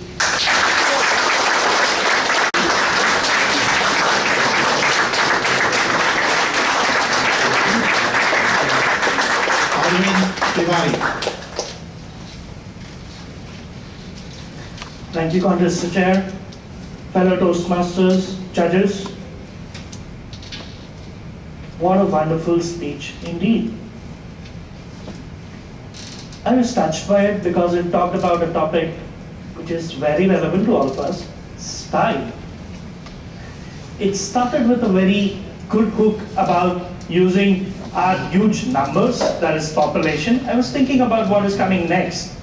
Thankfully, it did not talk about our huge population in any other manner, but to arouse us into thinking how many different styles we could have. A lovely hook indeed. Starting with that, it led us very nicely into the next set of the ideas as to what style and individuality is all about. With that, the speaker talked about being authentic, assertive, and attractive, using these as your style parameters. The whole speech was sounding like a lullaby to me. Not that I felt asleep by it, but it put me in a dreamy stage wherein I was thinking about these words and how it related to me and how I could use it to my own benefit.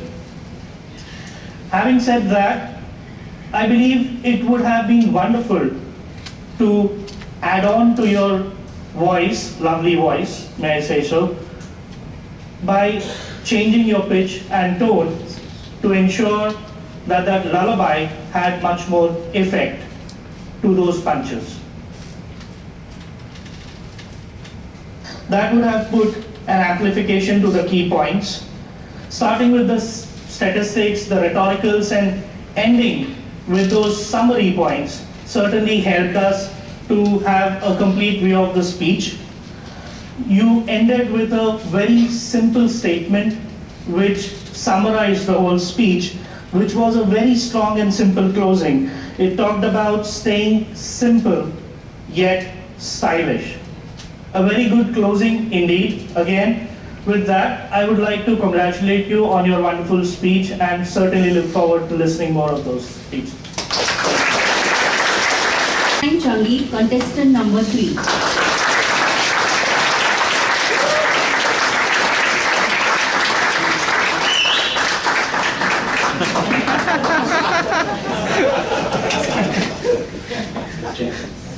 Fellow Toastmasters and especially Toastmaster Prachi, thank you very much for that elegant speech, delivered in a very polished manner and coming in as a breath of fresh advice and air to a person like me who considers himself completely bereft of anything even remotely resembling style. For the evaluation, I will attempt to focus on the 2 key areas of communication, content and delivery. And we'll deal with them in 3 subtopics. One that in my mind you did outstandingly well, one that you did well but could have done better, and the third one where I feel that you could look into it to raise the level of confidence. So to come to the content, I think that this speech was very well organized. You had an opening which aroused my interest.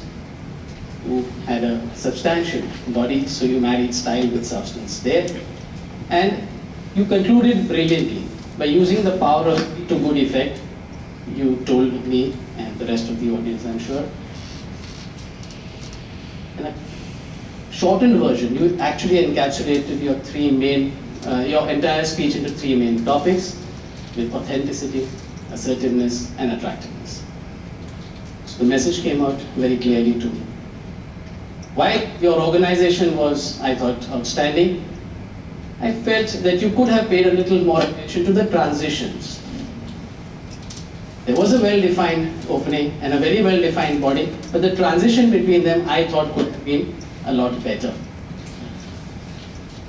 Where I feel that you could have raised the level of this speech was if you had injected a bit of humor into the speech.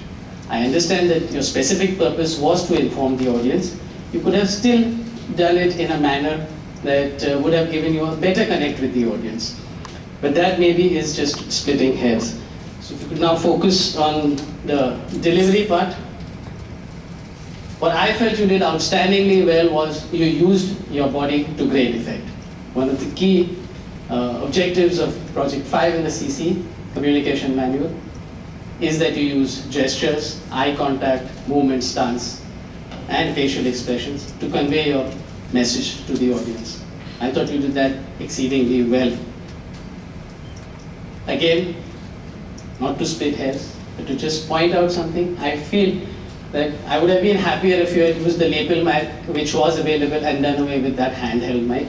You could have also used the entire length of the stage, which was there at your disposal. You chose to remain in a very restricted area, so that could be looked into. One area where I feel that you could pay special attention is in working on your vocal variety. I thought the speech could have done with a lot of that. To sum up, great job on the organization and on the use of body, and need to bring this better. It would have been much better if you could work on the other things that I have mentioned. Back to you.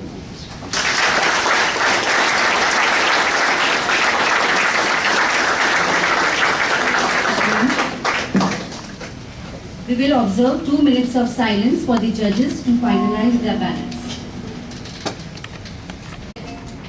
I'm sorry, sir.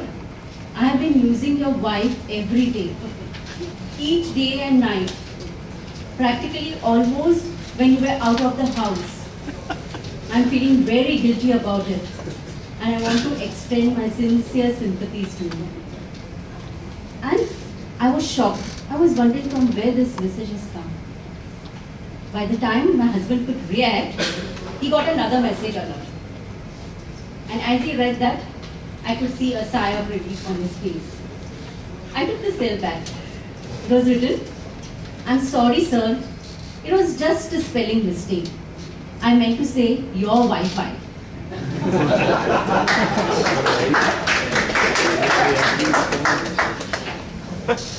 Before, I wouldn't have been standing over here. This is to conquer my fear. And so I would really like to thank everyone who has attended.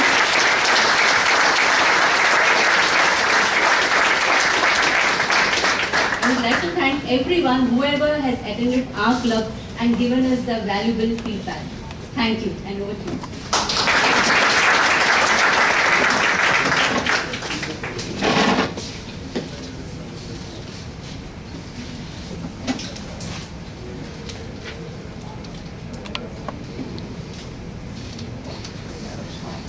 Okay. Thank you, Toastmaster Leslie and Toastmaster Rosie, for conducting that very nervous, and I'm sure the audience must have felt it more than the contestants too, round of speech evaluations. Well, it's said that the human brain begins working the moment we are born and never stops until we stand up to speak in public. But these participants have truly overcome the courage to conquer their public speaking fear, and I think we need to give a huge round of applause to all our participants.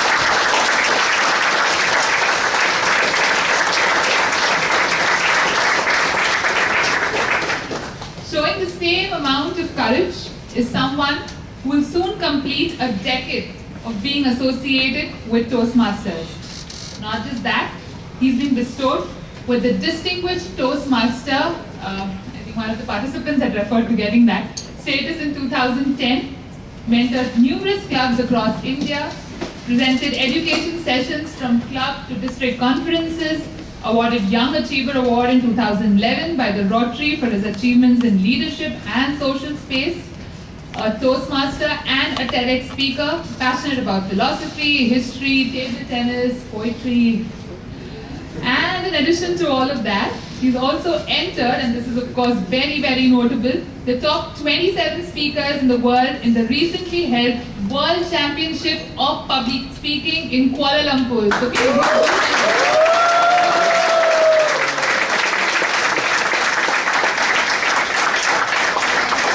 of course today he's here with us to share with us his journey so far.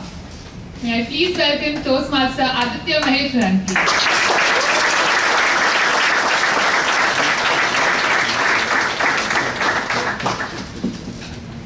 Thank you so much. Sometimes it's difficult to survive such an introduction. I'm so happy that I'm here today. I ended up listening to some wonderful speeches. Congratulations to each and every one of the contestants here.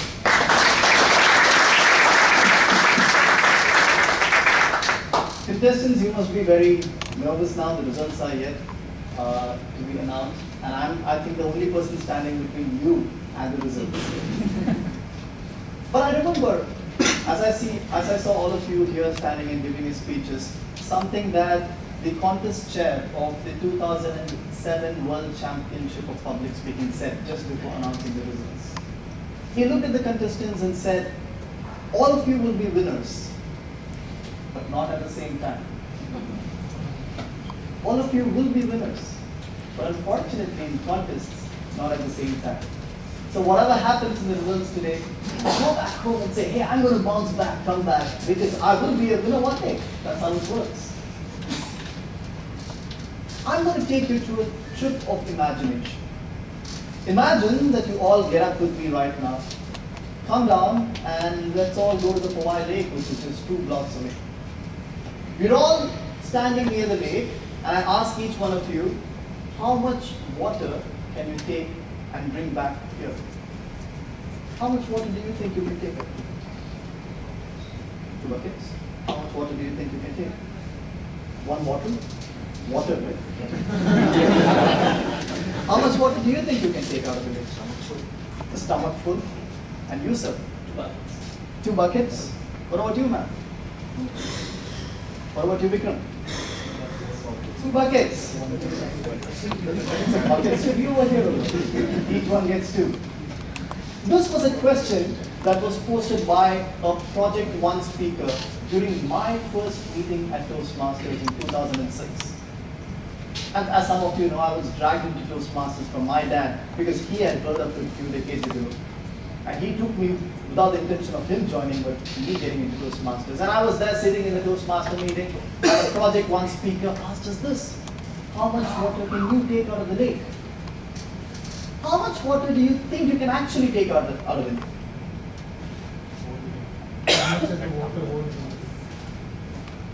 how much water the lake has. Okay. Any other answers? Bigger bucket to carry the more water. Bigger bucket to carry the more water. How much you need? Do you think the amount of water you can take out of the lake really depends on the lake? What if I say an ocean? Does it depend on the ocean? The amount of water you take from the ocean or the lake really depends on the vessel you are carrying to the lake. If you carry a teaspoon, you end up with a teaspoon of water. If you carry a bottle, you end up with a bottle of water. If you carry 2 buckets, which was the most popular answer, you end up with 2 buckets of water. If you take a tanker lorry, you get a tanker full of water. If you take something bigger, you take that much water. The ocean does not depend on the amount of water you take from it. It's the vessel you take to the ocean that determines the amount of water you get from it. In this year, I realized that this is so true in life and the Toastmasters.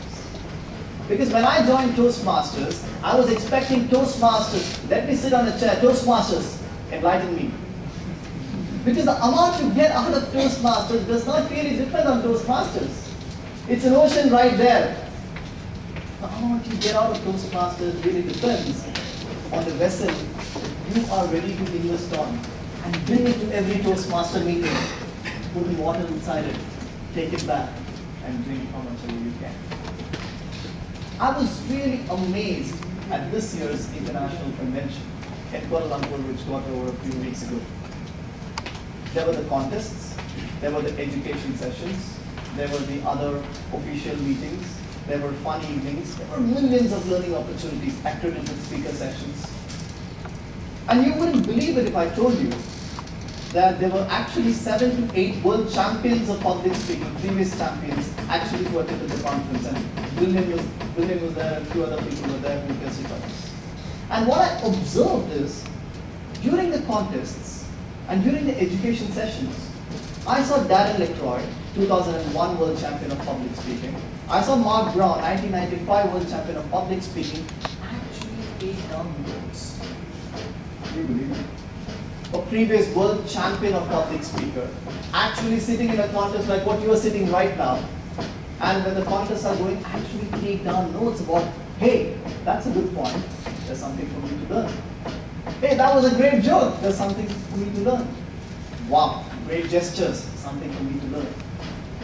The vessel that they carry to Toastmasters is very different from the vessels we carry to Toastmasters.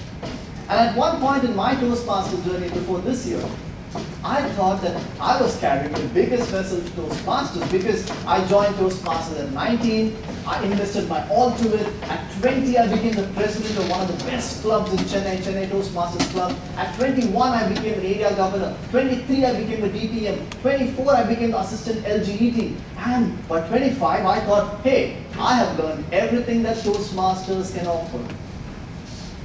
But when a 2001 world champion of public speaking was taking notes from a speaker who was much less in talent than him, I really asked myself, have I stopped increasing the size of the vessel that I carry to Toastmasters? Friends, have you stopped increasing the size of the vessel from that day when you joined Toastmasters, when you wanted to learn so much, to today? That is one thing that really struck me in this year's international convention. The second thing that struck me in this year's international convention, when I saw such speakers in such high pedigree, is we hear a lot of education speakers saying, be yourself, be yourself. I really didn't know what that means, because if I want to win in the World Championship of Public Speaking, I need to really be what a world champion is on stage. How can I be myself and then them expecting me to win the World Championship? But what I learned this year is the true meaning of what authenticity and credibility means, which Prati was saying. Because these terms, authenticity and credibility, by just the words of it, is very faffy, it's very fluffy. It's something which inspiration speakers say, and I mean, we appreciate it because we know that's supposed to be right, but we really don't know what that means. So let me give you numerical, data-driven, factual information, because our logos really appreciates that. Let's take the past 4 years of the World Championship of Public Speaking. 2011, 12, 13, and 14. By the end of 2010, the Toastmasters community had decided that the best speakers are the ones who are fabulously dramatic on stage, are the ones who climb on chairs, come down, lie down on stage, do all those antics on stage. And come 2011, the world champion of public speaking was crowned as one Mr. Jock Elliott. But this is a guy, who's around 65, 70 years old, who's contested around 15, 16 times in the past, who came on stage and spoke on such a boring topic called friendship. His title was Just So Lucky. He said life gives you 3 types of friends, 1, 2, 3, and if you're lucky, you'll be good type of friends. He didn't have any dramatic body language. He was not even running on stage, which is the minimum you should do for a world championship. Run on stage, beat someone. He was just standing and delivering a speech. And he won the world championship. So all the education giving dreams of the previous year took their notes. Not written said, no, you need not run on stage. You should be quiet and ensue calmness like Jock to win the world championship. So everybody started practicing that way. Let's just stand in one position and let's deliver a speech from our heart. 2012, the world champion was Ryan Avery. Now this guy came on the stage, and a lot of other contestants were actually very calm on stage, like Jock Elliott. Ryan Avery was the opposite. He was kneeling down on stage, jumping. He said, "Ma, what should I do?" In fact, there was a moment in his speech when he had to collect cigarette butts from the floor. He was actually on the floor of the world championship stage doing it. And people were like, what? It's too dramatic. He won the world championship. All the education gurus of the world run their notes again and said, to be a world champion speaker, you gotta be dramatic on stage.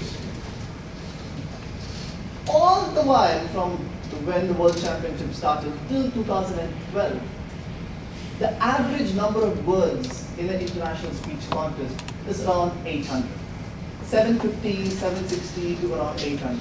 In the research I did this year, it was around 770 to 780, which normally speakers have. All the education gurus teach us that. If you have 1,000 words in a speech, bring it down to 800. If you have 500 words in a speech, lift it to 800. The 2012 world champion of public speaking was Prasian. So 2013 public speaking was Prasian. You know how many words Prasian had in his speech? 480 words in his speech. 480 with an average of 800. I mean, that's like half the speech. So half the speech won the world champion for a title for him. And what do the education gurus do after that? The more the words, spoil your speech. An ideal speech should have minimum words. 400, 500 words in a speech.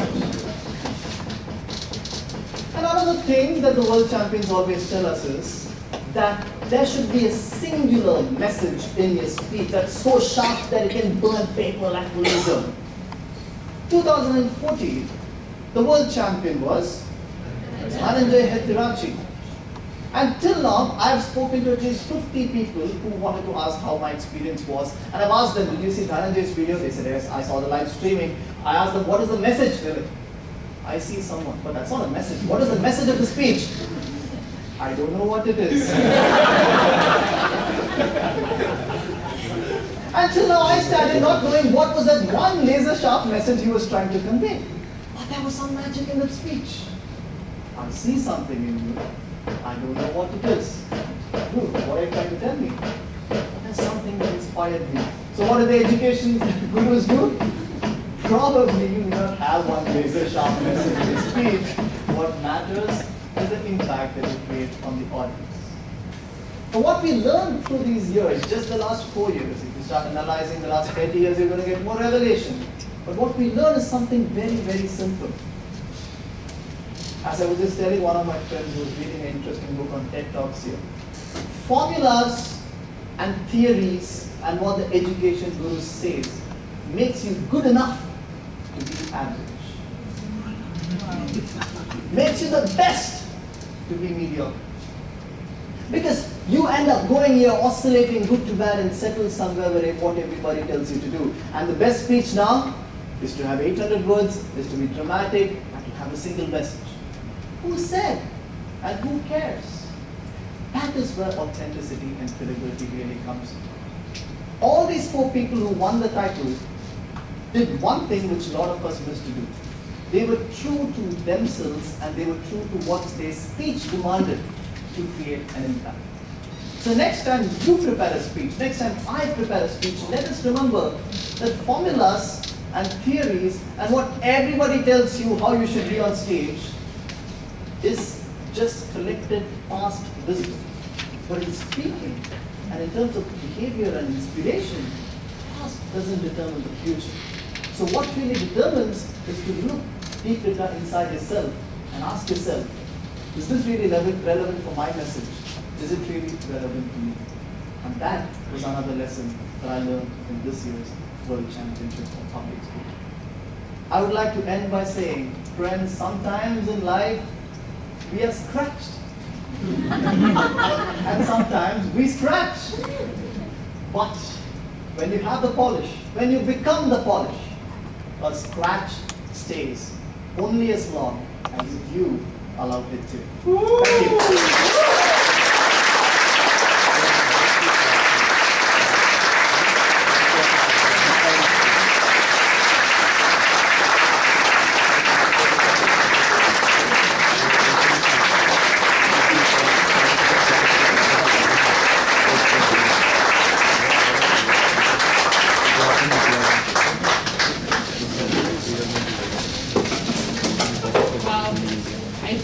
Ovation said it all. Nothing more needs to be said.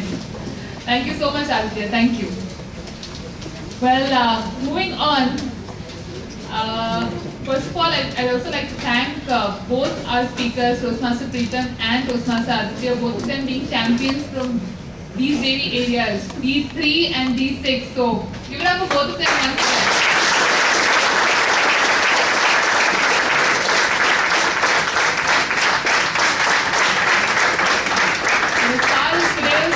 Contest is concerned, I'm sure all of us are eagerly waiting for the results.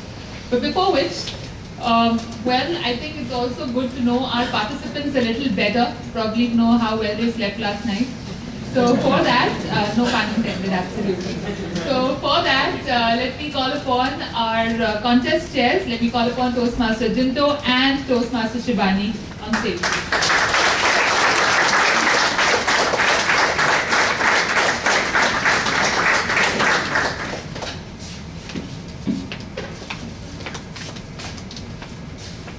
Thank you, Johnsy. So can we have all the humorous speech contestants D3 and D6 out here on the stage?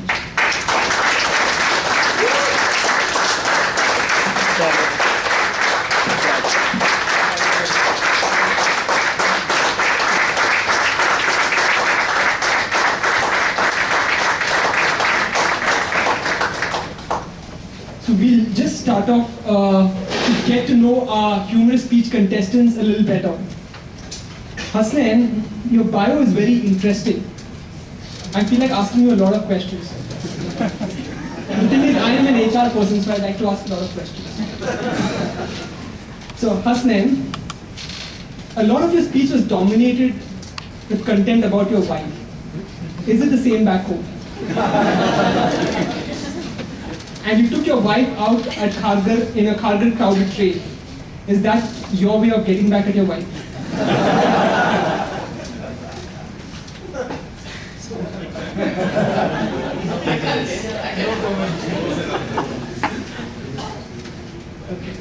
And in that train, you saw a flashback of your wife.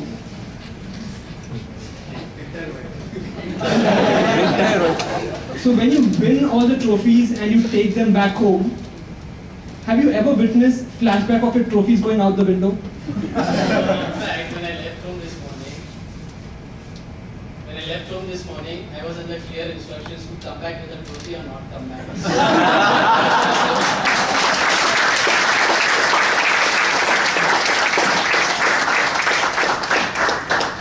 Thank you, Hasnain. Tushar, I find your notable accomplishments and awards very interesting. You've written none. Why is that?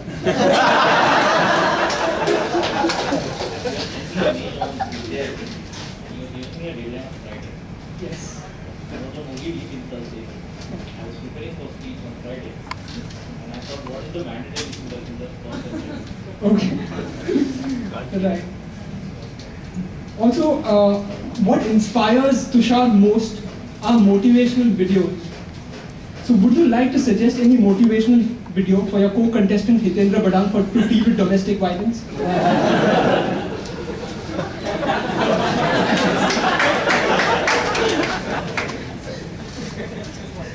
Now, Nitya has only told us that motivational videos will take you to the average.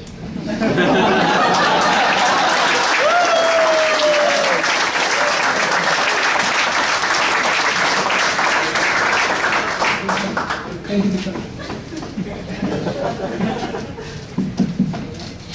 Hitendra, you are known to be a man of few words. You speak very little. Has that got anything to do with your speech topic? Do we have freedom? Actually, no. I try to make my speech very limited because it has to have an impact. So I thought, let's keep minimum. But hopefully it was in the time limit. Also in your favorite quote, you mentioned raise the bar, raise the bar, raise the bar 3 times. Will you throw more light on that? I'll have to read it. It is a recent quote which I came through. Average leaders raise the bar on themselves. Good leaders raise the bar for others. Great leaders inspire others to raise their own bar.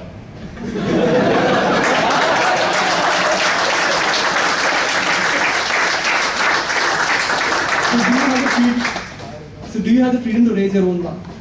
Yes, I do have. And my speech title, or my entire speech is not related to me. It's just the observation which I make from good friends. Can you raise your bar in Kerala?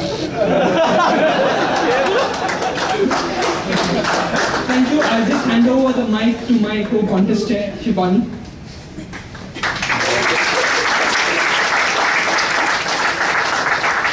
Thank you.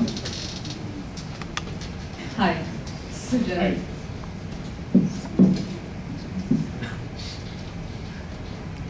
In your biodata, you have mentioned what inspires you most is a good meal. His favorite quote, the path to a man's heart lies through his tummy. And his interest, food and travel. So my question to you is, when your wife gives you a good meal and asks you to travel to your in-laws, what is your reaction? I am absolutely thrilled because my mother-in-law is an even better cook. Thank you. One little thing, he has a list. He didn't mean raise the bar, he meant rate the bar.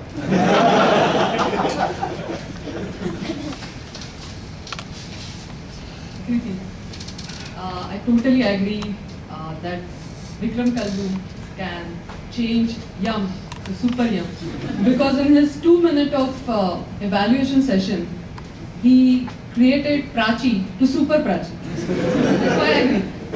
So if yum became a super yum, and he once again come to you and ask you, to come with him or end your life, what else you will, offer him? So for the last 2 months, I'm actually dealing with God of Death, because every day I'm practicing at my home, and sometimes I was alone and I was practicing yam, super yam, and suddenly I realized, oh, I'm alone. what if the God of Death will come? Then thought, no, I have the power to say no to him, and because of Toastmasters. So that again the same thing I will use to persuade him not to take me. But that time, what will you offer? I can say go to other clubs and.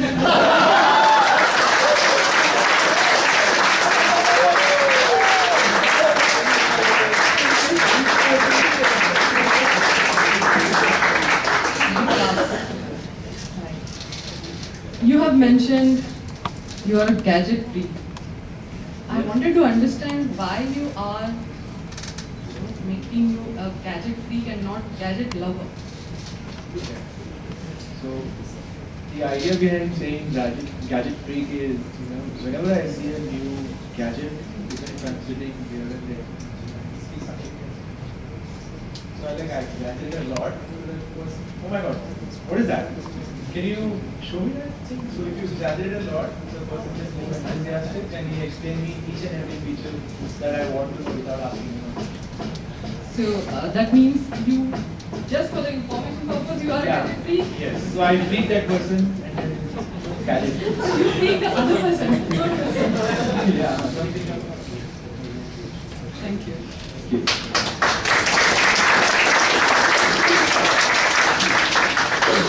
Saran, you have mentioned in your speech about the 4 highly effective habits of husband. What are those 2 to 3 missing highly effective habits for you to become that Stephen Gould?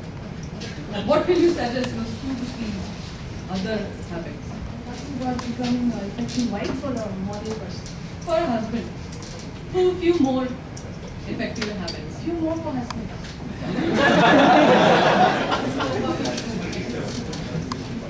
Hey, finding the 4, I had to actually consolidate around 55 habits. I had to cut 4 habits. Now you're asking me to add 2 more.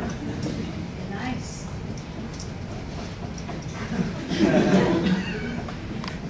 This is not the right word.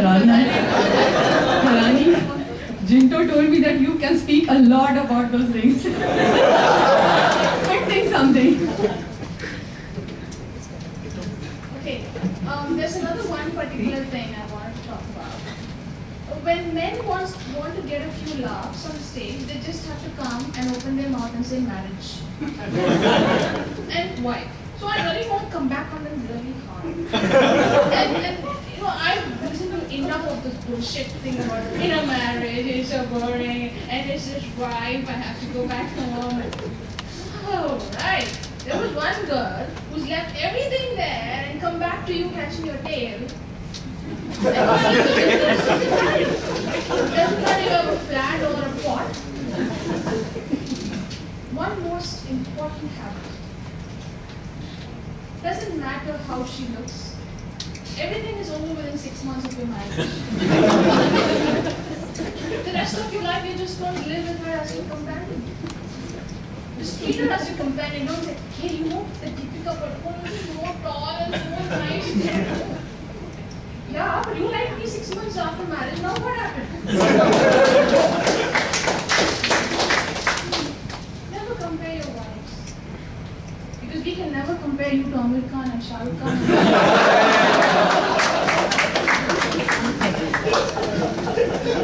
Be nice.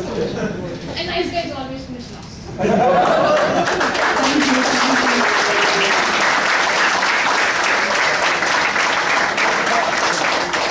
We will now be giving out the participation certificates first for area D6.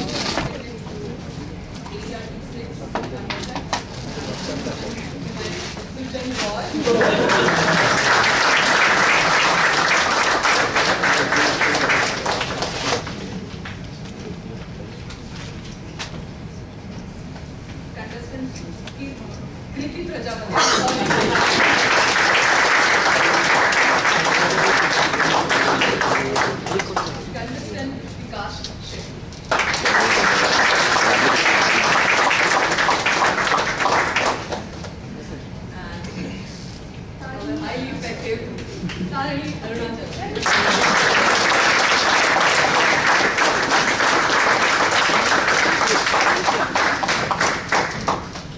Thank you, contestants.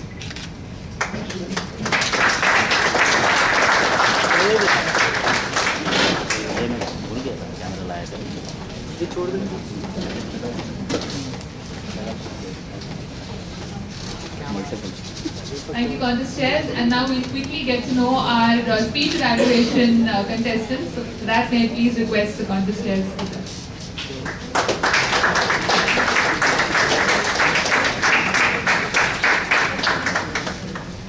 Can I now request the contestants of the area D3 and D6 evaluation contest to come here, please?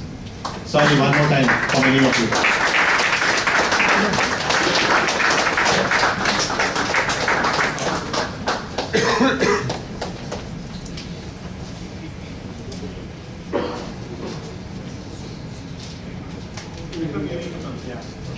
Sorry, you'll have to stand in the order of the barrage of questions that's coming your way. So, Suchan, what is the one thing that you like about being a bong apart from seafood or food? People think you're smarter than you actually are.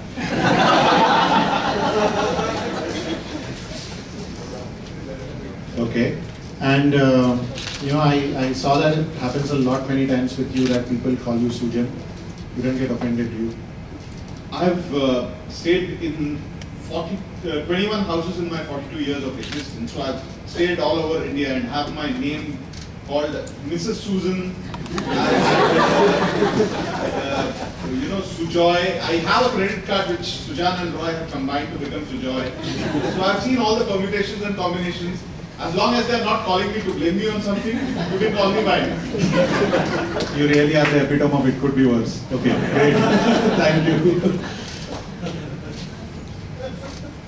Vikram, you mentioned in your bio, your interests are people. Who's the one really interesting person you've met, and what has inspired you about that person? From anywhere. Your inspiration. It has to be Aditya. He's really inspired me, and the fact that at a very young age of his life, he's achieved a lot. And he's a brilliant speaker, and his journey really inspires me. There was a time when I did actually want to participate for the area contest. I was all said to us, the guy who came second to kind of be a part of our club. But then his story came back into my system. You know what, if you can do it the last so many years, why can't I? Why shouldn't I do it? So, Aditya, you have really inspired me. Thank you very much.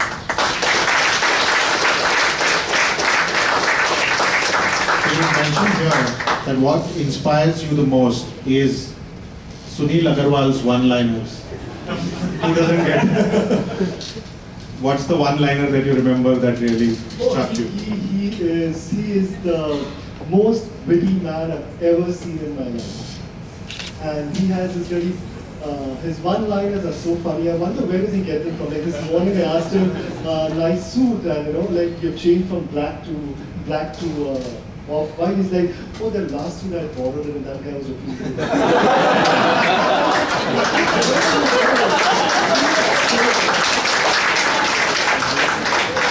So one last one, you mentioned your favorite quote, never argue with an idiot. He will bring you down to his level and beat you with experience.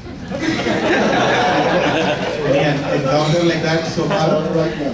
Right now.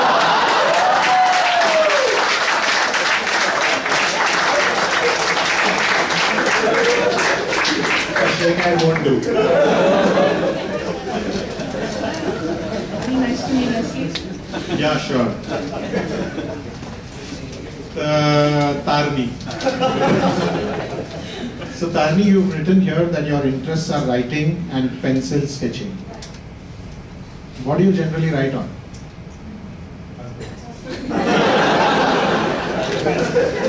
Yeah, nice one. He's got a big back, you know. You can see a few lines written there. No, the topic I meant. Writing is something that I developed a couple of years back because my husband got into a traveling mode and I was eating his head a lot. because he was outside home for a long time. So basically wondering what he's up to. So I had to get a pen and a pencil and a paper to just pour out all my thoughts that I wanted to share with someone. And I think that was the best way to get away whatever depression or whatever solitude that you have within yourself, and your best companion is not next to you. And that's what inspired me to do writing, and that's what inspired me to come to Toastmasters.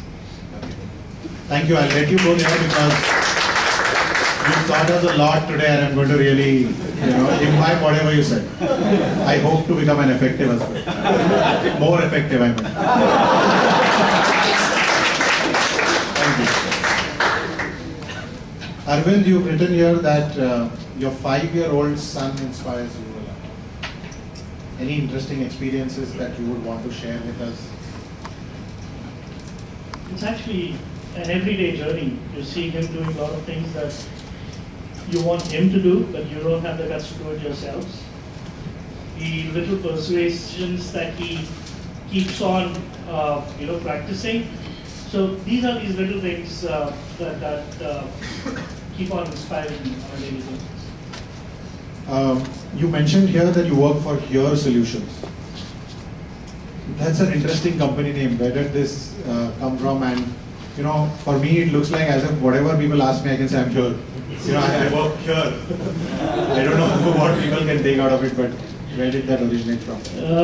That's actually the reason or the question that we wanted to answer. So when you search for the answer to the question what, who, you use Google, Facebook, and when you want to use the question where, you use Here. So Here is a company owned by Nokia. We are into creating the best quality maps in the world. So most of the maps that you see on any of those Microsoft phone devices, as well as on websites like MapQuest, Yahoo, Microsoft Bing, are the maps that are created. Thank you so much.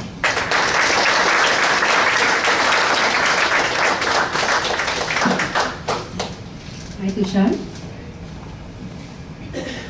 You have mentioned your hobbies as playing volleyball, table tennis, cricket. These are all outdoor games. Which indoor games would you like to play in the night?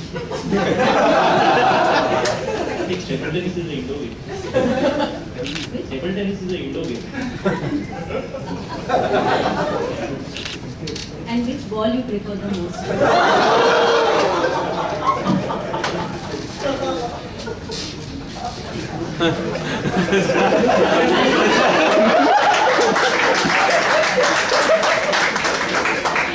Hobbies have mentioned all types of balls.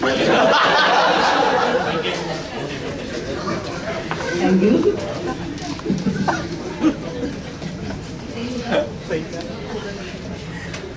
In your speech, you mentioned that in Goa. This is for evaluation.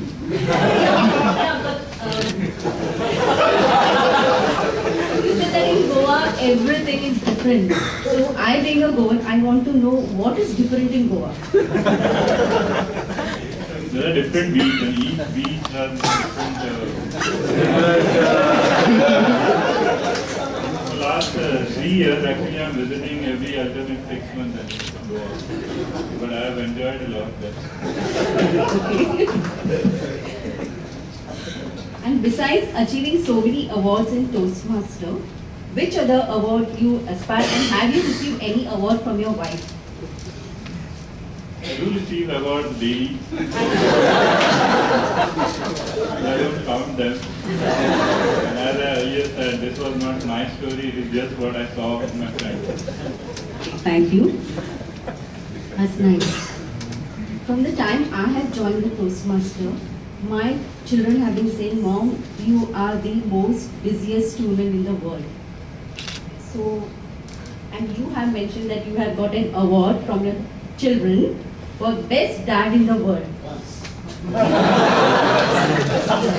How come? Elaborate on it. I live for this. I think all of us live for our children. Because they are the confirmation of our immortality. We continue to live in them. That's the award that comes most, is most precious in life.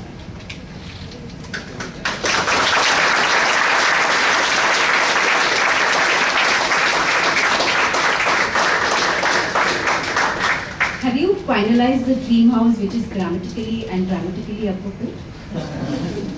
I don't think I'll make a dream house in this lifetime. Okay, thank you.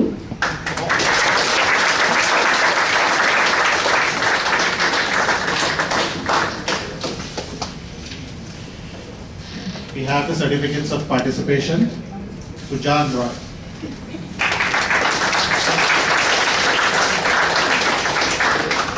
Vikram Kalu.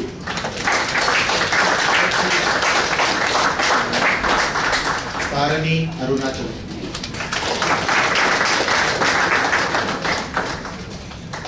Arvind Tiwari.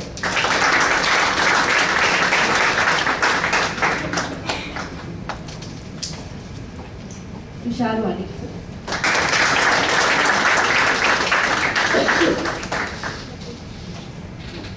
Hitendra Badam.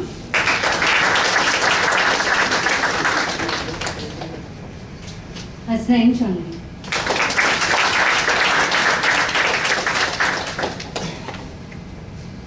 Thank you very much, contestants. We would now like to hand it over back to the Master of Ceremony.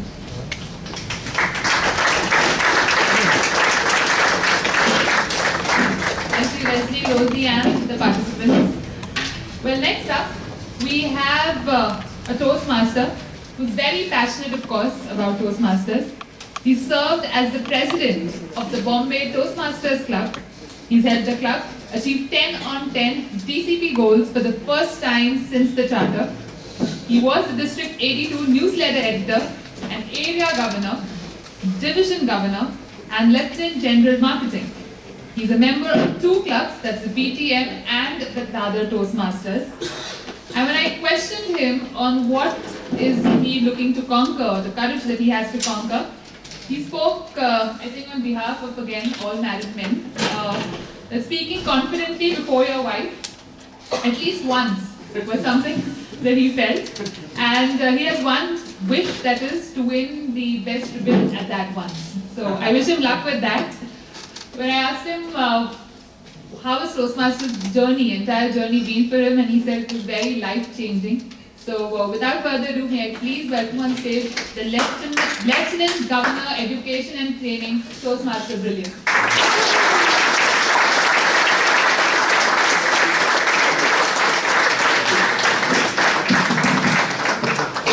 When you have Sunil for area governor, it's tough. Especially when it's the humorous speech contest. He told me, blue, yellow, and white. The dress code for today. I tried hard, and this is the best I could do. We've heard speakers, we've heard humorous stories. So what more can we look forward to?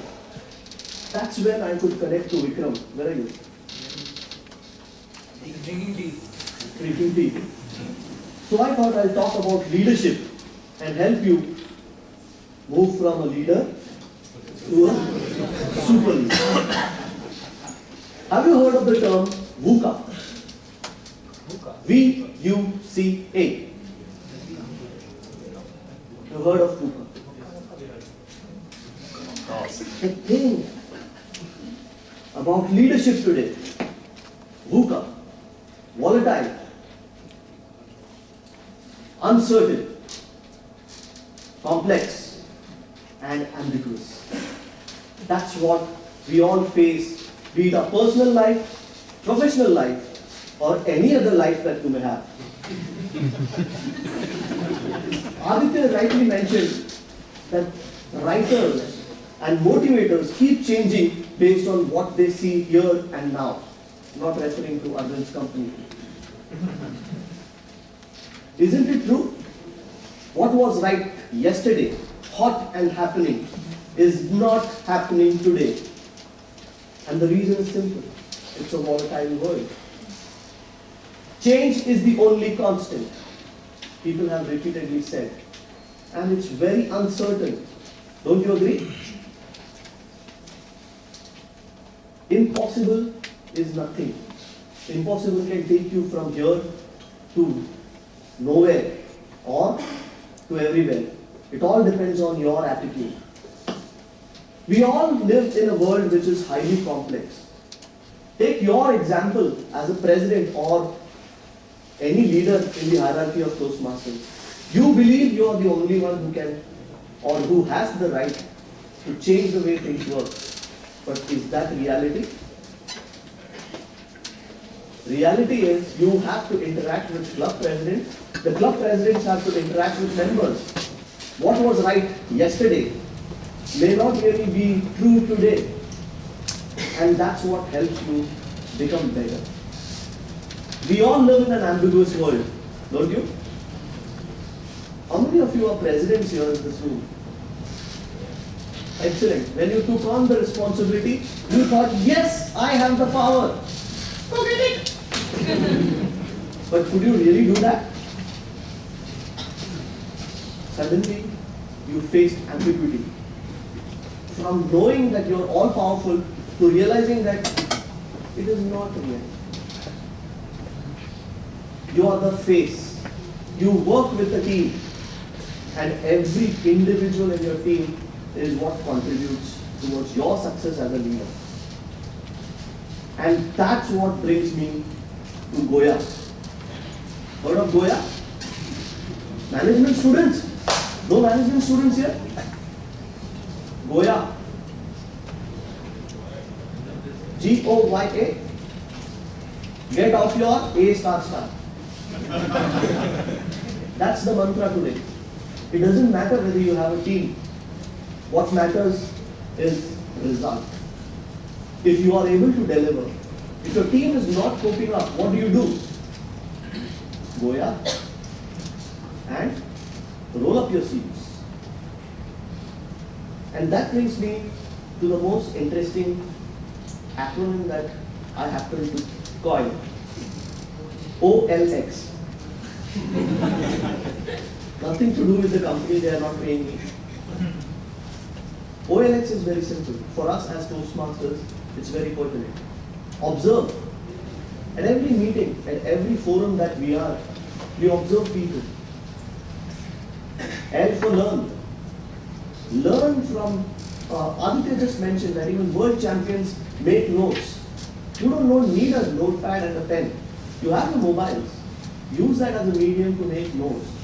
I remember one person who's here, Sunil, he records meetings. He makes notes. People feel he's fidgeting, but he's actually making notes.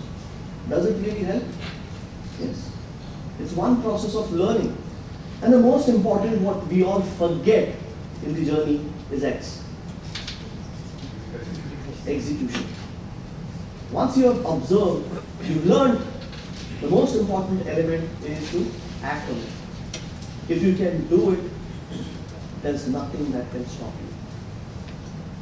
So it doesn't matter whether you're married, single, white hair, no hair, nothing matters. As long as you can implement whatever you learn from anyone you can. Arvind mentioned that he keeps getting inspired and learning from his 5-year-old kid. And kids today are smarter than we think they are. So don't let opportunities walk away from you. Those not working for Microsoft, when opportunity doesn't knock, what do? You build a door. Microsoft has Windows, so I said, let's not touch it. So can you create new opportunities for yourself, for your team? Help people become better, not just as observers and as learners, but also as the perfect executors. All the best to each one of you. I'm sure you had a great contest. Did you enjoy? Yes. I'm sorry I did not tell you. For the last 3 days, I've been suffering from heavy cold, so I can't hear what you're saying. So did you enjoy? Yes. So can we have a small round of applause for all the role players and everyone who put this up together?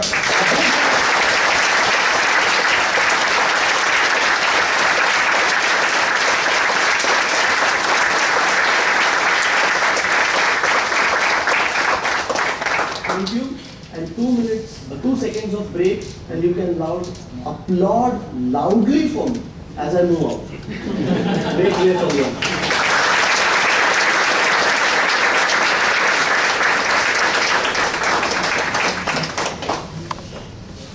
Thank you so much.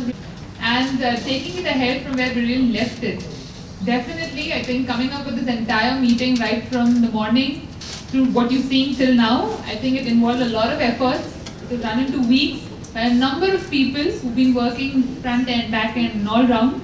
So I think it's time to acknowledge them. And for that, may I please request the Division 1 Area Governor, Sambit Panda, to please come forward, please. Sambit?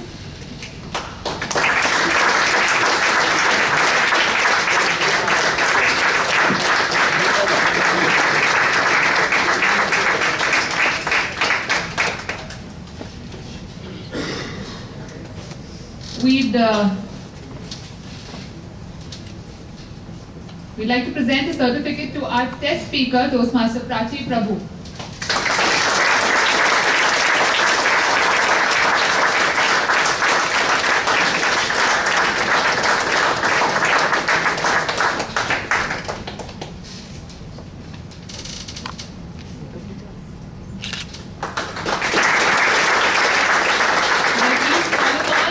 Both our timers, Reba George and Sonal Mishra, please.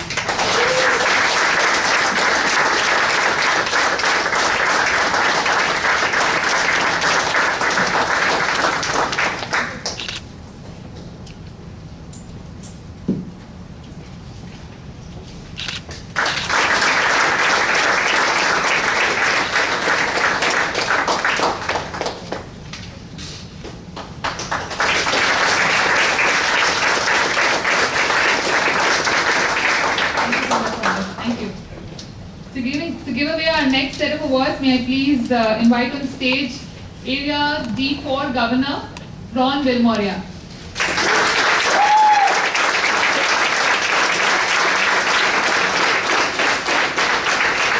May I please invite our tally counter 1, Ashutosh Chaturvedi.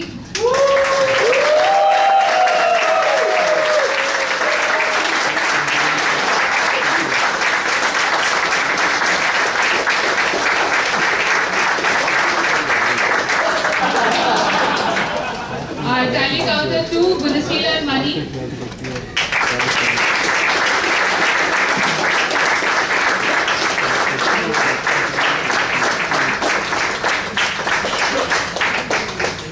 And our tally counter 3, Sheru Kadam.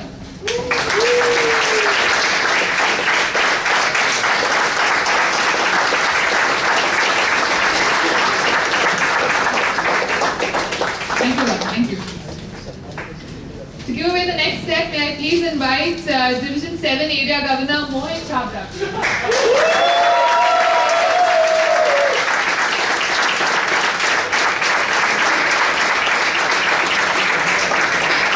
will give away the award to the Chief Sergeant at Arms Atul More.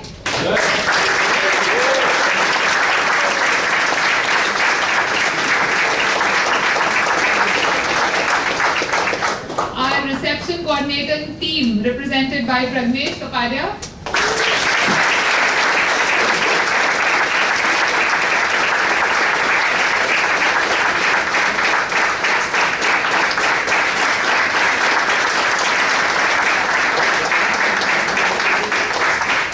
Our registration coordinator, Deepak Nagar.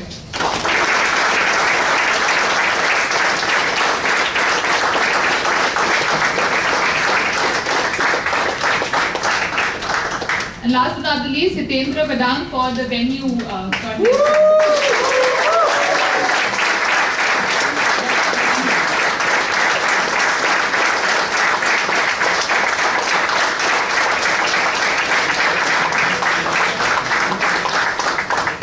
Thank you. And now, may I please request our District Secretary, Arvind Nair, to please come on stage.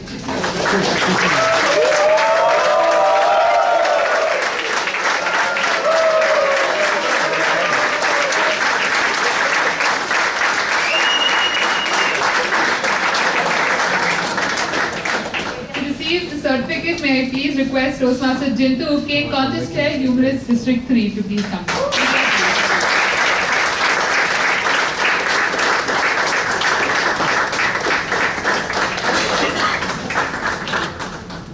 Our second contest chair for the humorous contest, Shibani, please come on stage, please.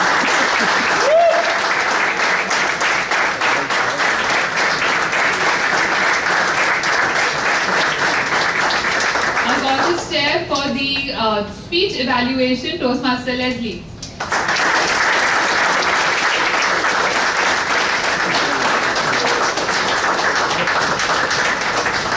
Another contest chair for the speech evaluation, Toastmaster Rosie.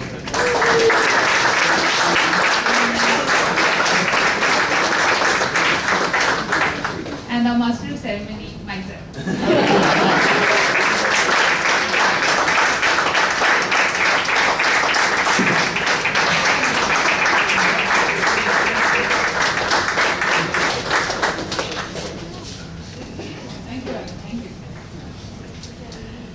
Next up, may I please invite our area governor for D2, Sujata Raje, to please come.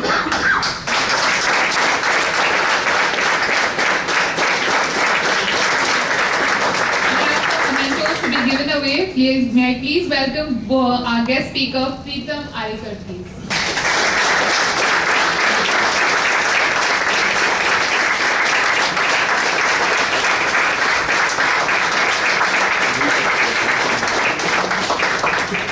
And for our next guest speaker, Aditya Maheshwan.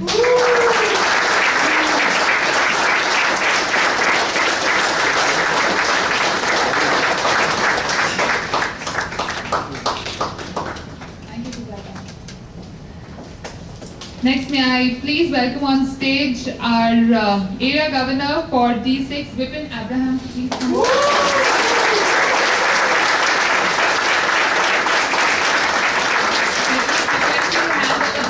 To our Chief Judge, Arvind Nair.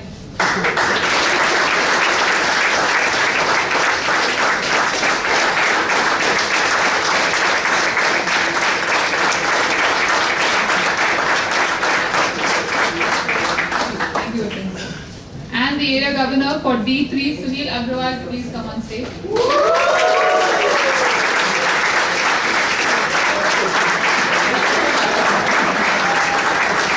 May I request you to please present the memento to our Division D Governor, Mr. J.P. Chaurasia.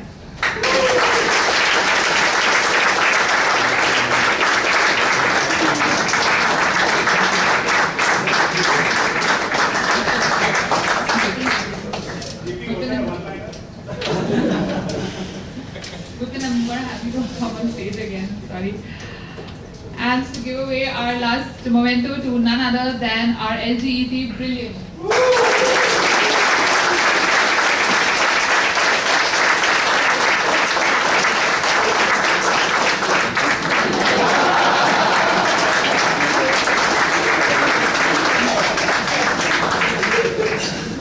Okay then. So I guess with all of this done, we're left with the Winners. awards, prizes. Okay. For that, may I please call upon a Toastmaster and a charter member of the Bombay Toastmasters Club since February 2008. He's been the Chief Judge of District 41, a Division Governor, and presently the District Secretary and the Chief Judge for today, Toastmaster Arvind Nair.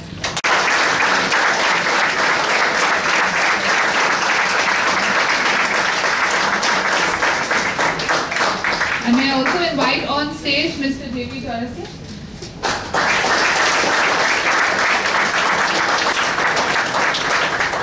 To declare the winners for the speech evaluation for D3. May I please invite on stage Toastmaster Rosie.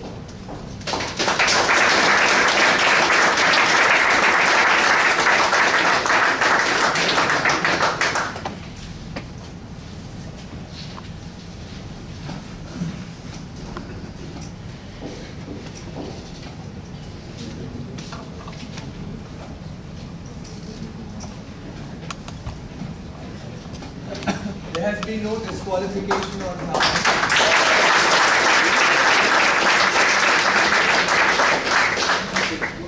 And since we had only either 4 or 3 contestants, only the winner and the first place runner-up would be announced.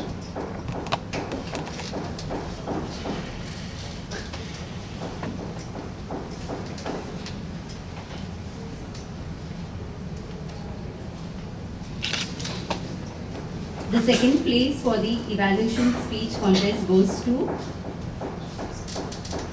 Hitendra Badam.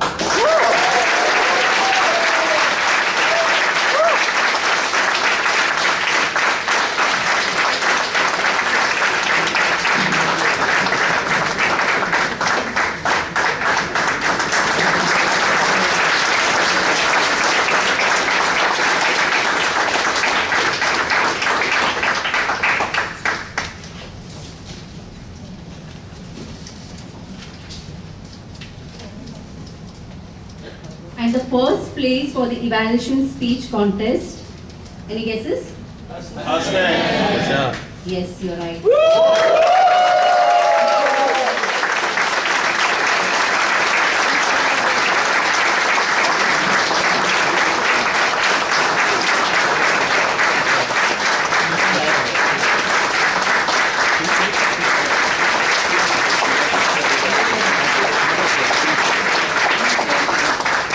Congratulations. Thanks, Rosie. Thanks, Mr. Chalchar. Adun, may I please request you to continue to be on stage. And now to announce the winners to the speech evaluation for D6. May I please request Ms. Toastmaster Leslie to be.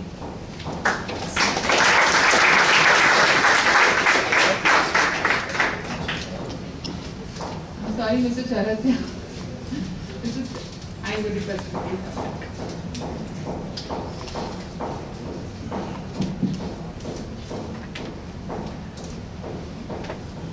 So the second place for the evaluation speech contest in District D6 goes to Sujan Roy.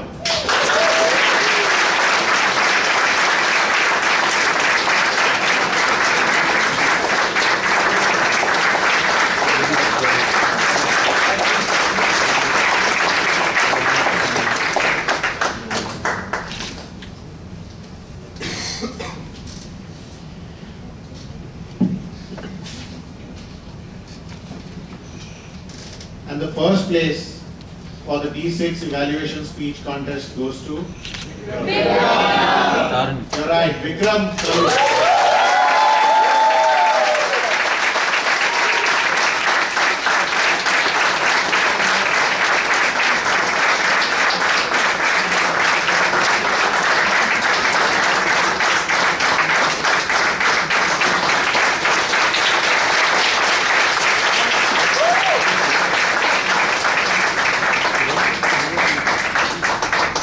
Congratulations, winners. And now to announce the winners for our humorous contest speech. May I please request Toastmaster Brilliant to come on.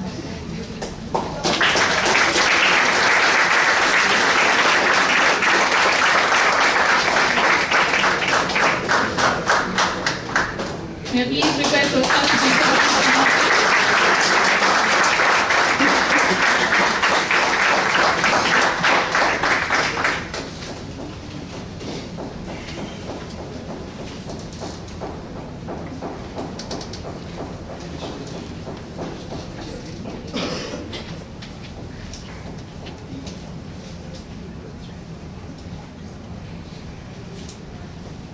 For the second place, any guesses? Which area? D3, area D3. It's Tushar Wadekar.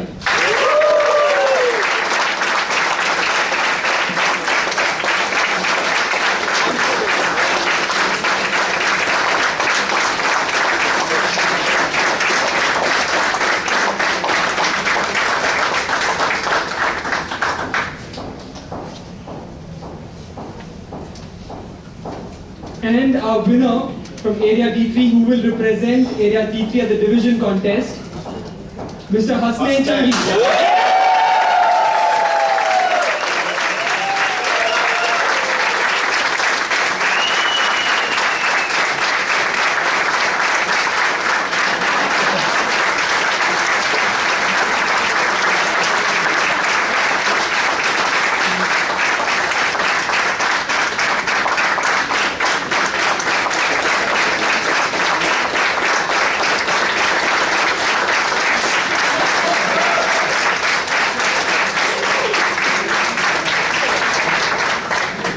Congratulations.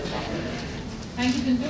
May I please request Toastmaster Shivani to please come, because we're going to declare the results for the humorous speech contest District 6.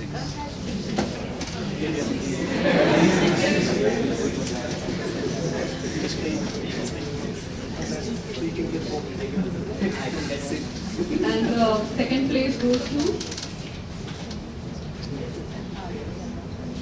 Kriti Prajapati.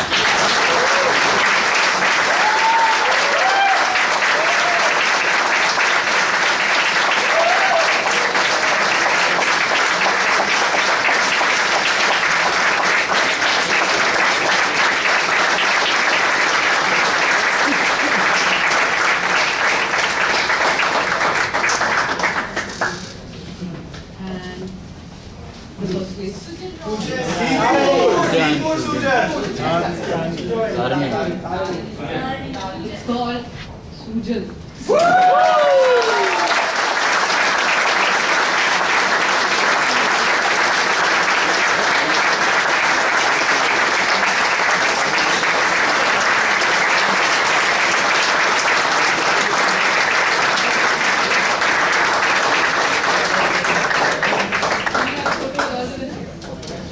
May I request all the winners to please come?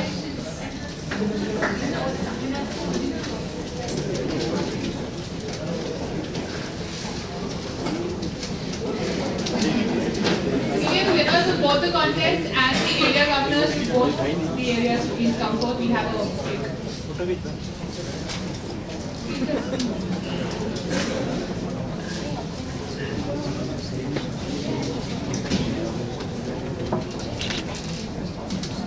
You need to applaud for this.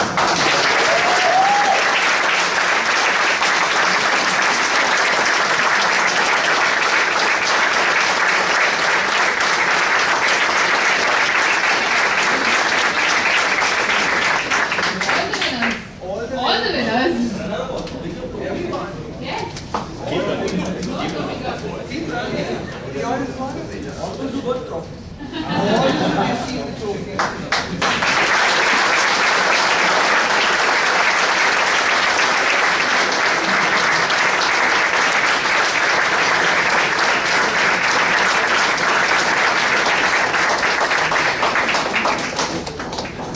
Thank you so much. Congratulations once again.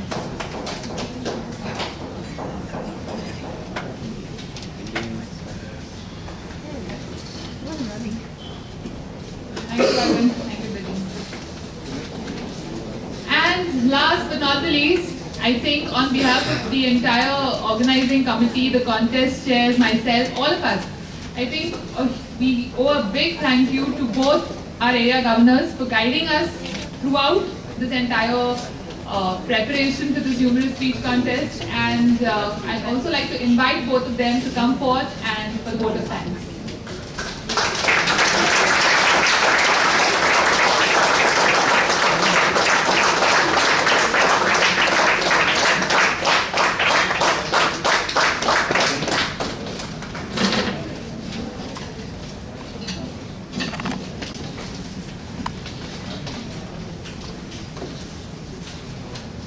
They say the applause is always more at the end.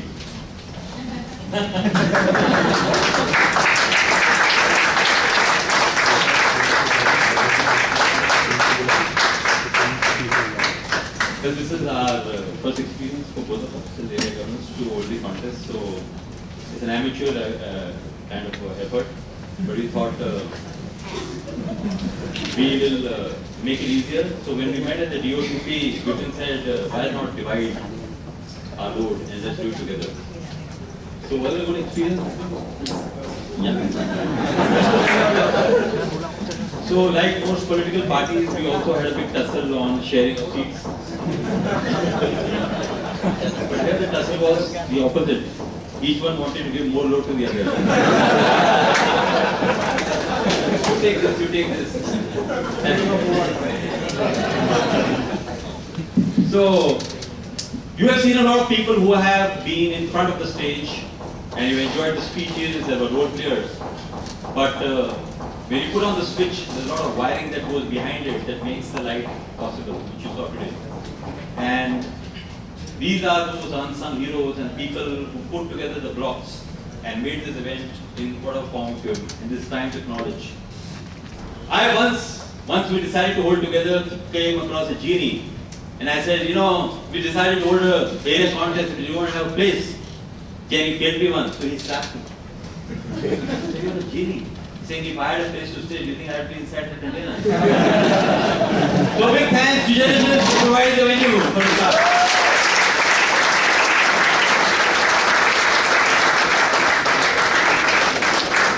The whole process started with re-registrations, and we had a very vibrant team headed by Deepak Nagar who took care of the registrations. And did you all experience a smooth transition of all the registrations? So big round of applause for Deepak Nagar.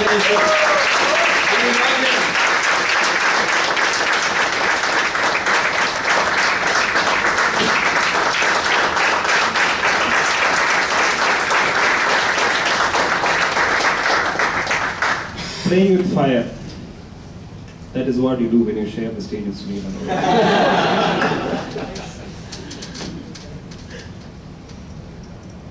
I would like to actually now welcome the team, which actually part of, who are actually in charge regarding reception, registration and setup.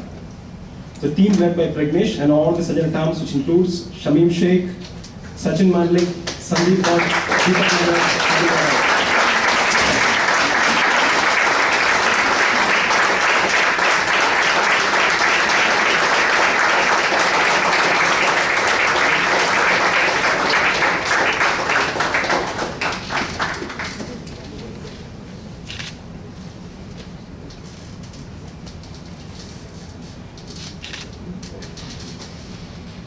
rest of time I'll give to Pragnesh. You can give it later.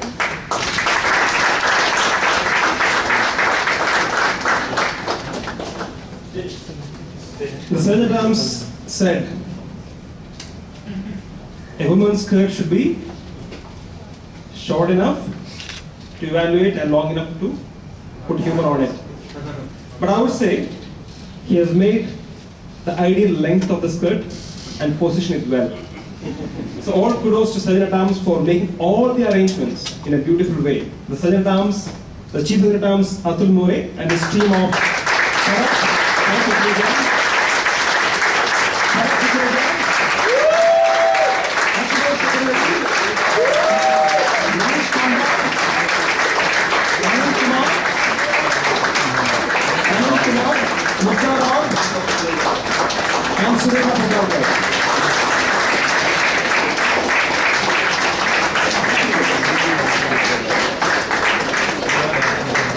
Supposed to be an area event of D3&D6, but we found support from all the other 4 areas and especially 3 areas that constitute Mumbai.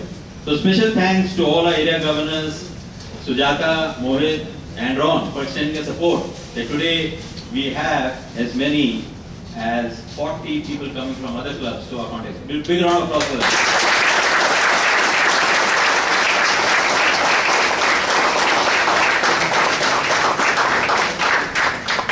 See, once, many years back, Australia was the best team. So then, somebody asked Steve, why your team is so best? Your team is so great. He said, we have great selectors. Today we witnessed stiff, tough competition, but we are sure that we had a great team of judges to support us to make the relevant champion represent our areas in the division contest. Thank you to all the judges. Definitely I cannot take the names, but thank you very much.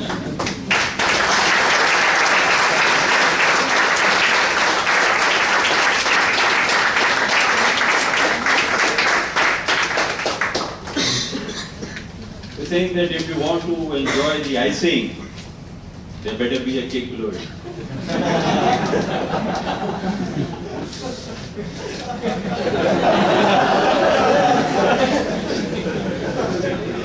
For me, it's difficult to decide what was the icing, what was the cake, because the contest and the special speakers who lent us their support. A big round of applause for Preetam and Aditya.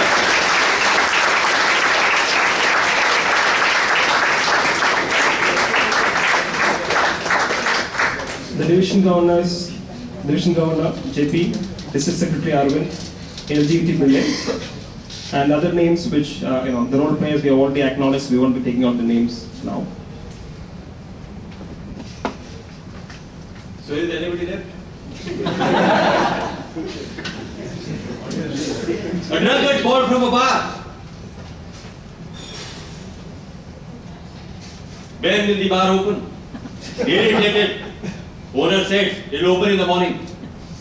Half an hour later he called again. Can you please tell me the bar will open? Saying, didn't I tell you in the morning? He called again after half an hour. Can you tell me when the bar will open? Saying, I told you the third time, can't you realize? Saying, I am locked inside your bar. For all those guys who were locked here from morning 9 to 1.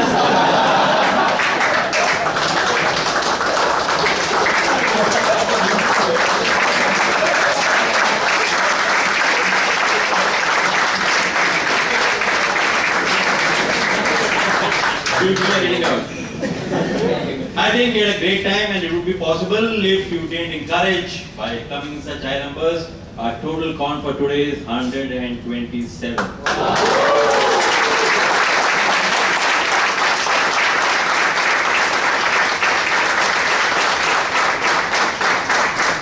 Thanks to everybody for this opportunity and coming and supporting us, and we look forward that you keep coming and supporting us in time to come. Thank you so much, all of you.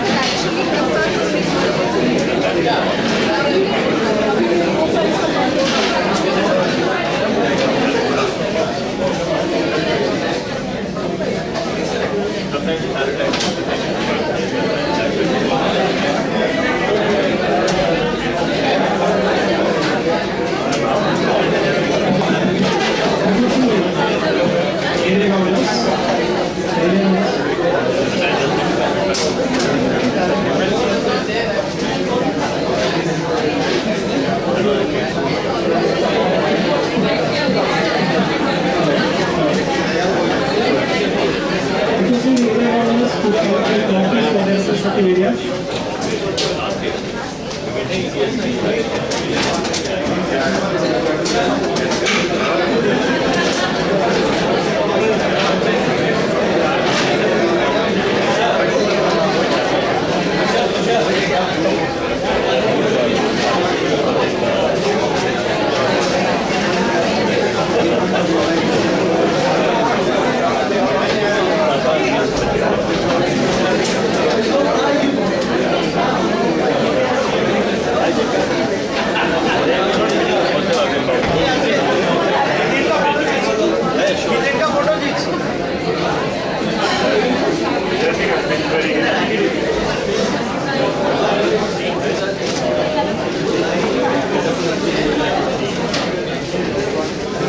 निकाला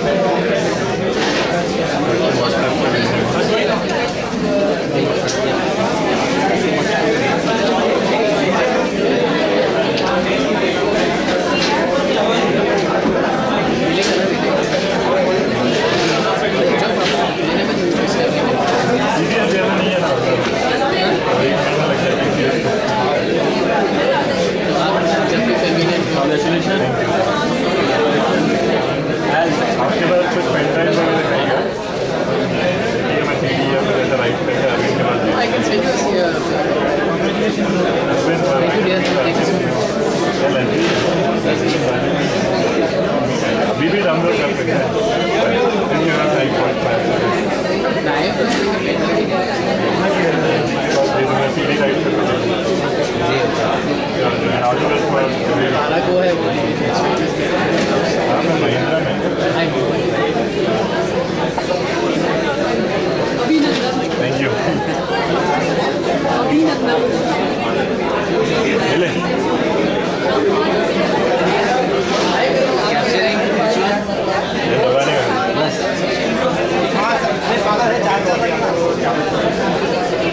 close up ले